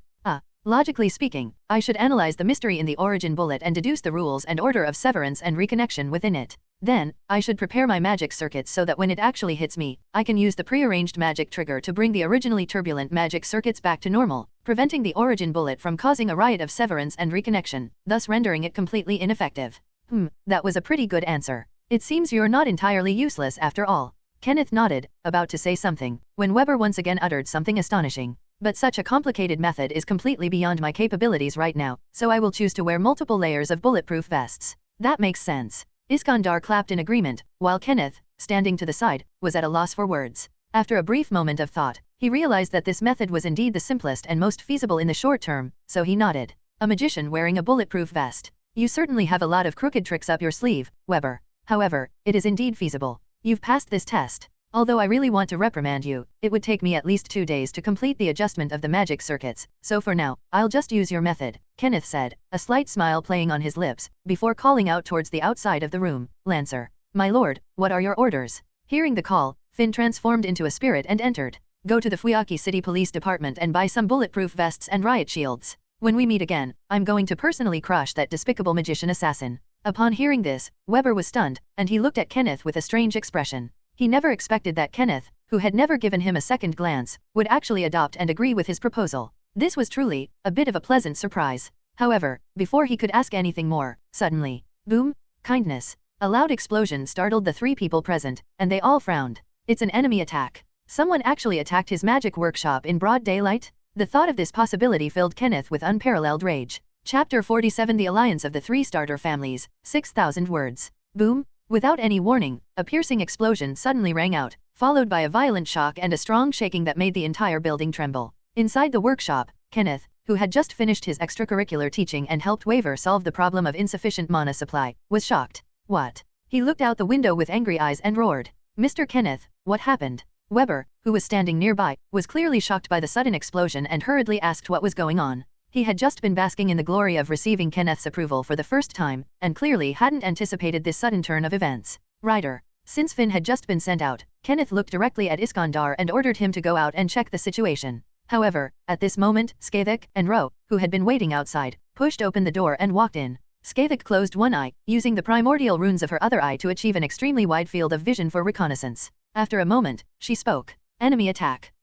So it really was an enemy attack? What a fool. This is my magic workshop, and with your subsequent reinforcements, every part of this place now possesses a large number of complex barriers, some even comparable to another world. And there are my 3 monarch-level magic furnaces. If they dare to break in, they're simply courting death. Upon hearing Skavika's report, Kenneth, who had been furious, laughed heartily, suddenly feeling confident. His workshop was a culmination of his life's learning, combined with guidance from ancient magicians. Its functionality was practically his own personal protective barrier. How could a mere modern magician possibly? Oh, they didn't come in, they just blew up the building. Skavik spoke calmly. Kenneth looked completely bewildered. It happened a few hours ago. Einsburn Castle territory. Not long ago, 2 uninvited guests appeared on this land. Wearing a well-tailored red suit, Tokiomi Tosaka arrived in person with Kaire Kodomine behind him and politely offered his suggestions to the host of the place. An invitation to form an alliance. This is quite a surprise, head of the Tosaka family. Emi Yakiritsugo, who had just been discharged from the hospital after being seriously injured, walked out of the room with bandages wrapped around his body, followed by Artoria, who had a serious expression on her face. He saw the refined and easygoing middle-aged man in front of him and the young priest behind him. Even members of the Holy Church have gotten involved? Yes, I believe King Arthur, who has fought Lancer, must have witnessed his terrifying strength. Tokiomi Tosaka said sincerely, to be honest, both Skavik and Finn pose a threat that makes me extremely uneasy. So I think that finding suitable allies to form an alliance and then eliminating them first shouldn't be too difficult to accept, right? Although Tokiomi Tosaka had unparalleled confidence in the strength of his trump card, Gilgamesh, the king of heroes, he believed that Gilgamesh's strength would allow him to eliminate even opponents who were also exceptional servants, such as King Arthur and the King of Conquerors. But those two Lancers, not only were they exceptional servants, but they were also all gods layers, perfectly countering the divine hero king in terms of affinity. This added many variables to the situation and, unsurprisingly, made Tokiomi Tosaka uneasy. If possible, he now had to eliminate the threat as much as possible, that is, eliminate those two gods layers, pave the way for Gilgamesh, and ensure his final victory. Therefore, Tokiomi Tosaka cancelled many of his previous plans and chose to personally appear to win over other masters for cooperation. Oh, I see. Kiritsugu Emiya nodded slightly in understanding of Tokiomi Tosaka's words. He then turned his gaze to the young priest, Kyore Kotomine, who had been silently following behind Tokiomi Tosaka. And what about the one behind him? Kiritsugu Emiya asked. Ah, please don't worry. His name is Kyore Kotomine, he is my disciple, and also the master of the assassin who has long since left the stage. He won't have. Tokiomi Tosaka was trying to conceal some important information, but Kiritsugu Emiya quickly and ruthlessly exposed it. Nothing? A threat? Ha. Kiritsugu Emiya sneered and then said, head of the Tosaka family, don't underestimate others or think too highly of yourself. If you're here to seek cooperation, you should show sincerity. There are no secrets in the world. My assistant has already gathered information about Assassin and even saw him last night. So the fact that the assassin hasn't actually left the scene can't be kept from me. So please don't treat me like an idiot, okay? Kiritsugu Emiya said coldly. I see. I'm sorry you misunderstood. But I didn't mean to hide anything. I originally planned to share this information with you after the alliance was formed. Since you already know it, I won't go into too much detail. Even after Kiritsugu Emiya exposed his little scheme, Tokiomi Tosaka remained completely unfazed and sincere in his lies. This shameless act made the eyelids of those present twitch uncontrollably. However, despite what it looks like. However, Tokiomi Tosaka, whose plan had been seen through at a glance, was already cursing under his breath. First came the angry curses, those useless assassin bunch. Don't they have A-level aura concealment? How could they still be detected? What a bunch of good-for-nothings. Then, the one who continued to berate was Archer Gilgamesh, who refused to come with him. Ever since he summoned this guy, the other party has never given him a moment's peace. Even this time, when he earnestly pleaded for the guy to come with him to discuss an alliance, he was directly rejected with a flippant remark. I have no intention of cooperating with those scoundrels who covet my treasures, nor do I have any reason to cooperate with them. Victory in the Holy Grail War is already in my grasp. If you want to go, then go by yourself. Then it decisively transformed into spirit particles and disappeared, never to return, leaving him alone in the room, bewildered. Therefore, without Gilgamesh's protection, Tokiomi Tosaka dared not go out easily, let alone enter Saber's territory alone. So he could only bring his disciple Kyore Kotomine and Assassin with him to prevent any unforeseen circumstances. He hadn't expected that the reason he had carefully prepared before coming would be so easily seen through by the other party in just one meeting, which made his originally calm mindset somewhat frantic. Even so, Tokiomi Tosaka knew he couldn't show it and could only continue to endure and lie low. His immediate priority was to deal with the two godslayers who posed the greatest threat to Gilgamesh. Apart from that, everything else can be put aside for now. Once Skavik and Finn are out of the picture, things will be back under his control. As the Holy Grail War nears its end, he will use command seals to teach any servant, even Archer, what the dignity of a master and the humility of a servant truly mean. A mere servant, yet he dares to be so arrogant. Although he appears refined and easygoing, Tokiomi Tosaka is constantly suppressing a burning anger within him. It seems the Tosaka family head's skin is even thicker than I expected. Kiritsugu Emiya sneered at Tokiomi Tosaka's feigned innocence, then glanced at him again before coldly asking, I'll ask you one more time about the reason for the alliance, head of the Tosaka clan. If you wish to cooperate, then please answer me truthfully and share the information you possess. Is that all right? Of course, since we are allies, there will be no secrets between us. Tokiomi Tosaka smiled and said, I believe the Einsburn family has also seen it, hasn't they? The immense power possessed by those two Lancers. Without a doubt, they are the greatest threat in this Holy Grail War. They are the greatest enemies hindering our three starter families. You must know that the Holy Grail War is a miraculous ritual painstakingly constructed by the ancestors of the Tosaka, Matu, and Einsburn families. Therefore, the Holy Grail should belong to one of the three starter families and should not be handed over to outsiders. So I hope that the Einsburn family can cooperate with me out of consideration for our ancestors, and we can discuss sharing the Holy Grail after eliminating the outsiders. Sharing the Holy Grail. Looking at Tokiomi Tosaka's sincere smile, Kiritsugu Emiya felt only disgust. These magicians are all wicked, they're full of lies and nonsense. The two Lancers are indeed a great threat, but the archer he summoned is even more threatening. The strength he displayed last night was enough to completely crush any other warrior in this war. He knew that Tokiomi Tosaka's idea was to protect Archer from being eliminated by Finn and Skathik, then unite forces to eliminate the two biggest threats, and then slowly deal with the others. If Skathik and Finn were to be eliminated, this guy would definitely turn on them immediately and tear up the alliance without mercy, eliminating him and Saber together. Sharing the Holy Grail, huh? Tokiomi Tosaka, do you really think I'm a fool? Putting aside your Archer's combat strength, just the number of servants alone, your side has two, and I only have Saber. Do you really think this kind of cooperation is fair to me? Also, since it's a long-cherished wish of all three families, why didn't you include the Mata family as well? Did you guess that one of the Lancers might belong to the Mata family? Am I right? Tokiomi Tosaka. Surprised by Tokiomi Tosaka's shamelessness, which was comparable to a bulletproof vest, Kiritsugu Emiya simply changed his address from head of the Tosaka clan to Tokiomi Tosaka directly. To be honest, as you have seen, there are two Lancers in this Holy Grail war. So I deduce that it is very likely that a participant violated the rules and made an illegal summon, and if nothing unexpected happens, it is Castor. And the Mata family's servant is very likely Castor's master. We are both from the three starter families, and we are the family that designed the command seals and the rules. I never expected that they would break the rules and use such despicable means to win. Therefore, my Tosaka family is ashamed to be associated with them. As the three starter families, we believe that we should correct their mistakes and guide them back to the right path. Even though his thoughts were exposed and his little schemes were directly revealed, Tokiomi Tosaka did not show the slightest anger or loss of composure. Instead, he tearfully denounced the Mata family's despicable behavior in front of Kiritsugu Emiya, as if he was heartbroken by the Mata family's downfall. If you're worried about losing more lives, then let's sign a contract. When only the three of us are left, we can strip Kaire Kotomine of his master status. This can be done through a written agreement or witnessed by an overseer from the church. What do you think? At this point in the conversation, Tokiomi Tosaka stopped pretending and directly presented his conditions to Kiritsugu Emiya to demonstrate his sincerity. He knew very well that at this moment, after the initial defeat and with King Arthur being outmatched, the Einsburn family had no better option than to cooperate with him. It can be said that this is an open and above-board scheme. Moreover, this collaboration is indeed a win-win situation, but he has a slightly better chance of winning this one. Faced with this, Kiritsugu Emiya could only sigh helplessly. After pondering for a long time, he finally had no choice but to bite the bullet and accept this obvious scheme. I agree, head of the Tosaka family, let's form an alliance. But I hope you will keep your promise. A wise decision, on behalf of the Einsburn family. Rest assured, now that we are allies, the Tosaka family will certainly keep its promise. Upon seeing Kiritsugu Emiya's agreement, Tokiomi Tosaka's eyes lit up, and he nodded smugly, completely unaware of the murderous intent and coldness hidden in his eyes. You should know that in another timeline, any master who dared to sign a treaty with him would be dead. If he could, Kiritsugu Emiya genuinely wanted to bury Tokiomi Tosaka, this enormous threat, right here. After all, when the other party entered his territory, it was like meat being delivered to his doorstep. Why not take advantage of it? However, considering Saber's disastrous battle record and combat power, and thinking of the absolute shock of that gold servant, Kiritsugu Emiya had no choice but to abandon the idea that might lead to his death and choose to cooperate with her. Moreover, upon learning that Tokiomi Tosaka's side had a rider who was actually assassin, he had already made up his mind. Currently, Iris Veal is missing, and it's unknown who abducted her. Kiritsugu Emiya is very anxious due to the lack of information. However, upon learning that the other side has an assassin, a skilled intelligence gatherer and stealth operator, his hope is rekindled. He wanted to get information from assassin about Iris Veal's current whereabouts and find out who had kidnapped his wife. As for who the murderer is,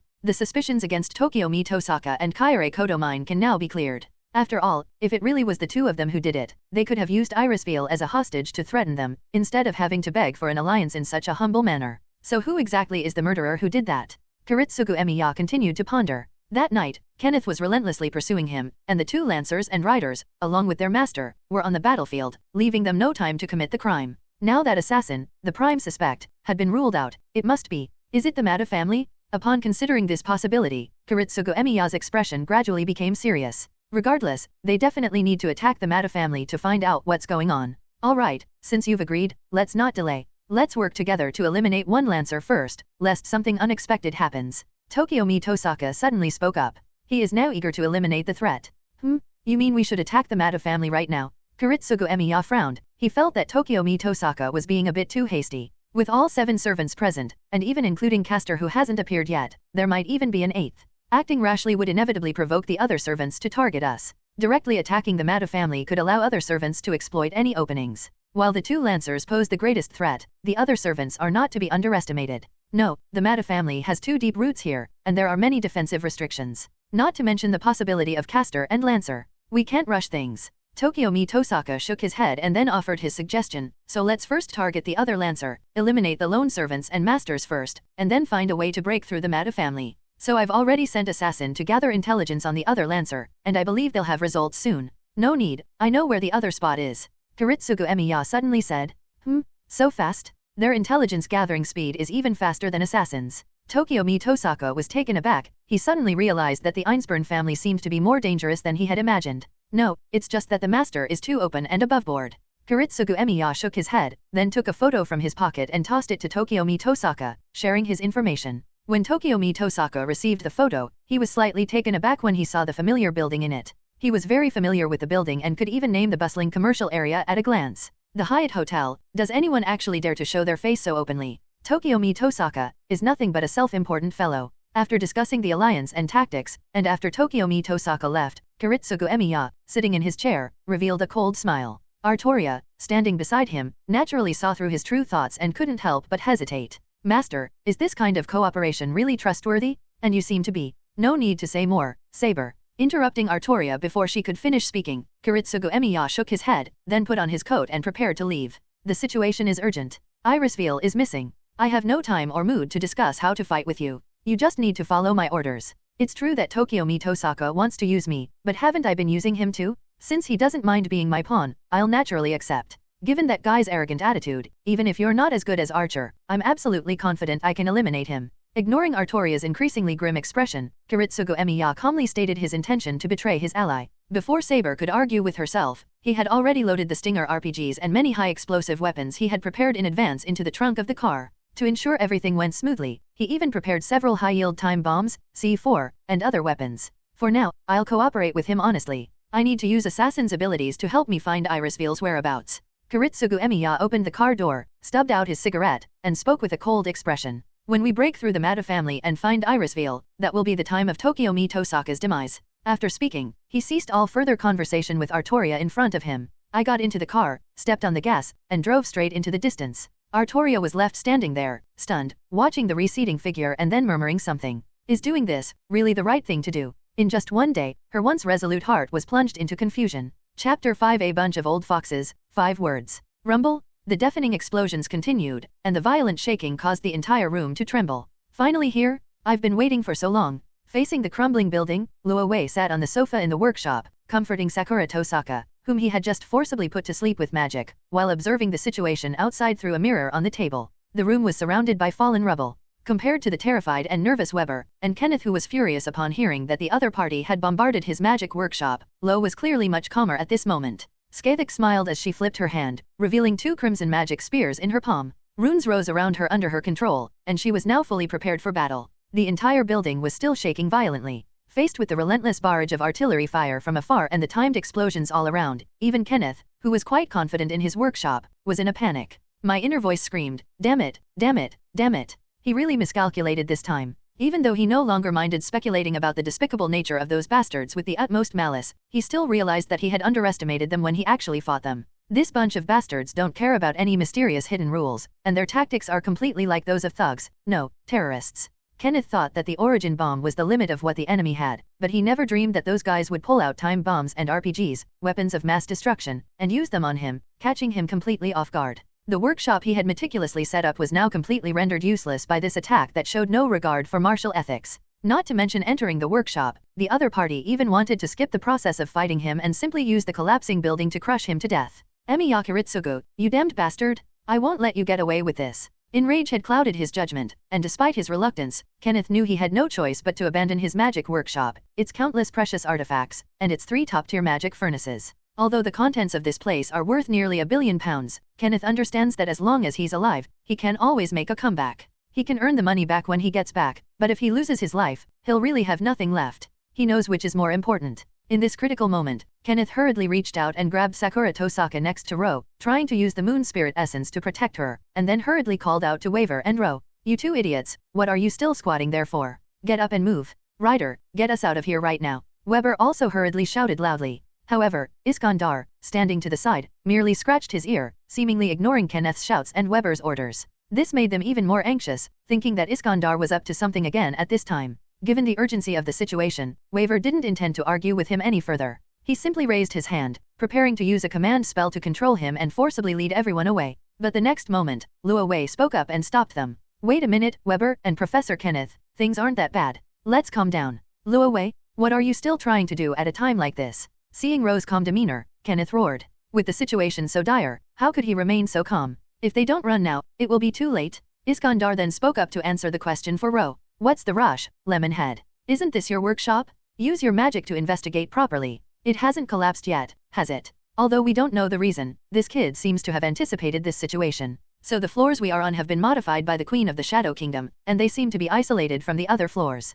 They are currently in a state of stillness and stagnation, so we won't fall down for the time being. As he spoke, Iskandar even drew back the curtains to make it seem more believable. Amidst the dust raised by the collapsing building, hundreds of densely packed purple runes covered the walls, reinforcing the exterior of the three-story building and making its structure independent. As a result, even though they were in the swaying building, they were not greatly affected. Knowing this, he remained calm just now. Because Iskandar knew this, and there was a strategist here who clearly predicted this situation and prepared a countermeasure. Since that's the case, there's no need for him to go through all that trouble, it might even sabotage the countermeasures. Did you foresee this situation? Upon seeing the situation outside, Kenneth was taken aback, then looked at the still calm Ro in front of him with surprise and asked. Well, not really. I was just guarding against Kuritsugu Emiya. After all, I could tell from our fight last night that he's not the kind of opponent who would perform a magic ritual fairly. When Kenneth asked him, Lo remained calm and made up a story, so I had Skathik do some preparations for me in advance, and I didn't expect it to actually come in handy. Is that so? Then I really have to thank you.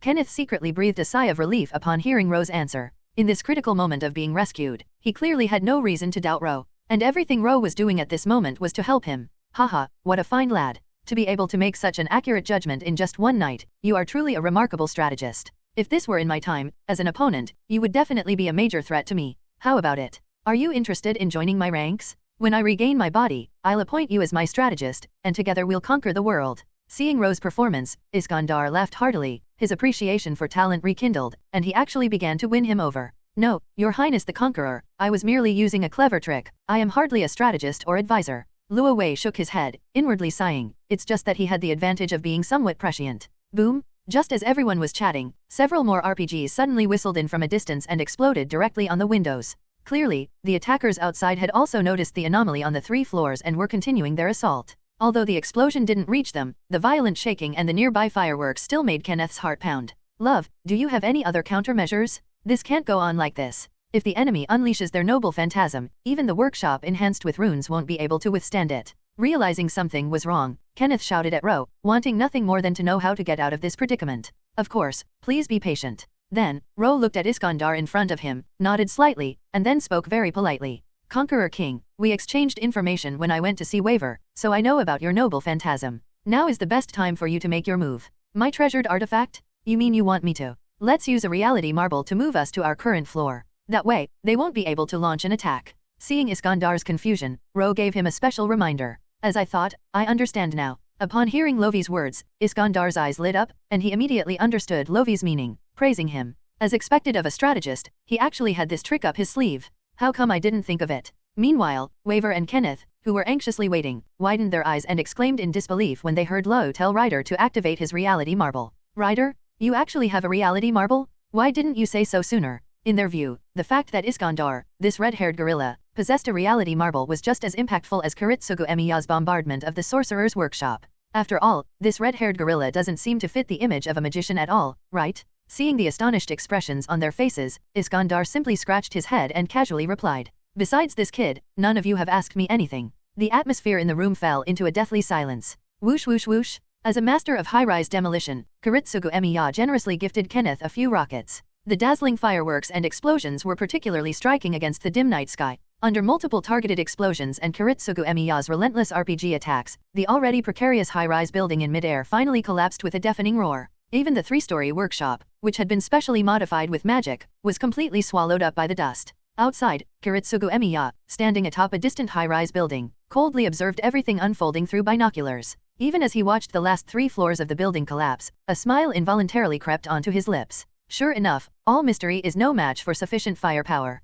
Even the monarch who chased him down with a fierce attack last night will be buried in the ruins under the roar of cannons. The stronghold of the gun spirit, God's Lair Finn, and the Lord of Minerals has now been completely destroyed, and even their fate is unknown. Without a doubt, now is the best time to finish off the enemy. Without the workshop and severely injured, Kenneth will inevitably be exposed, and this will be his most vulnerable moment. Therefore, Kiritsugu Emiya did not hesitate to send Saber to clear the battlefield, to have her hold off the God's Lair Finn, and then to have all the assassins go out and assassinate Kenneth directly. Tonight will be the end of Lancer. I never expected that the person who arrived here would be you, Saber. On the other side, Artoria, who had just arrived at the scene, did not see Finn as Kiritsugu Emiya had expected, but Skavek, who had been waiting there for a long time. At this moment, the Queen of the Land of Shadows stood alone on the ruins, her crimson eyes coldly sweeping over Artoria, who had just arrived, with a slight smile on her face. Artoria did not answer. She calmly surveyed her surroundings, her face grim. I thought the famous King Arthur would be a noble hero, a true knight. I never expected him to use such extreme tactics, even dragging civilians into it for the sake of victory.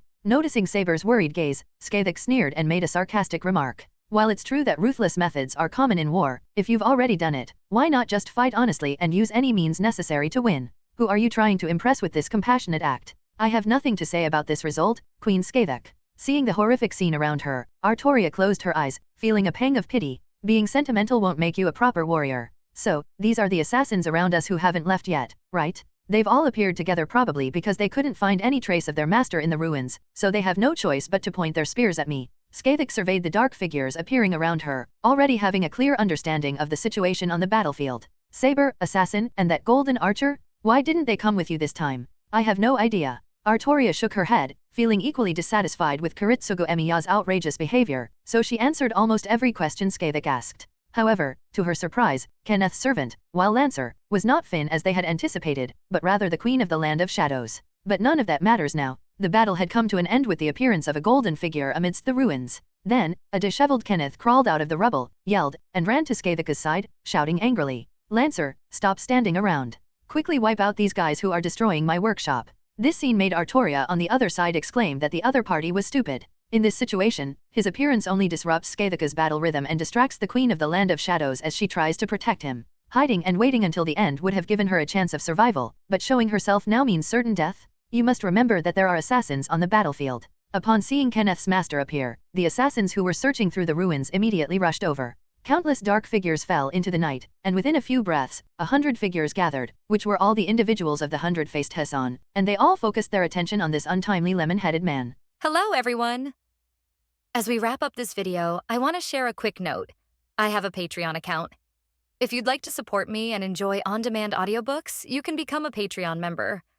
Alternatively, you can check out my Google Drive link, which has 500+ novel audiobooks available through my Ko-fi or Patreon shop. I appreciate your support.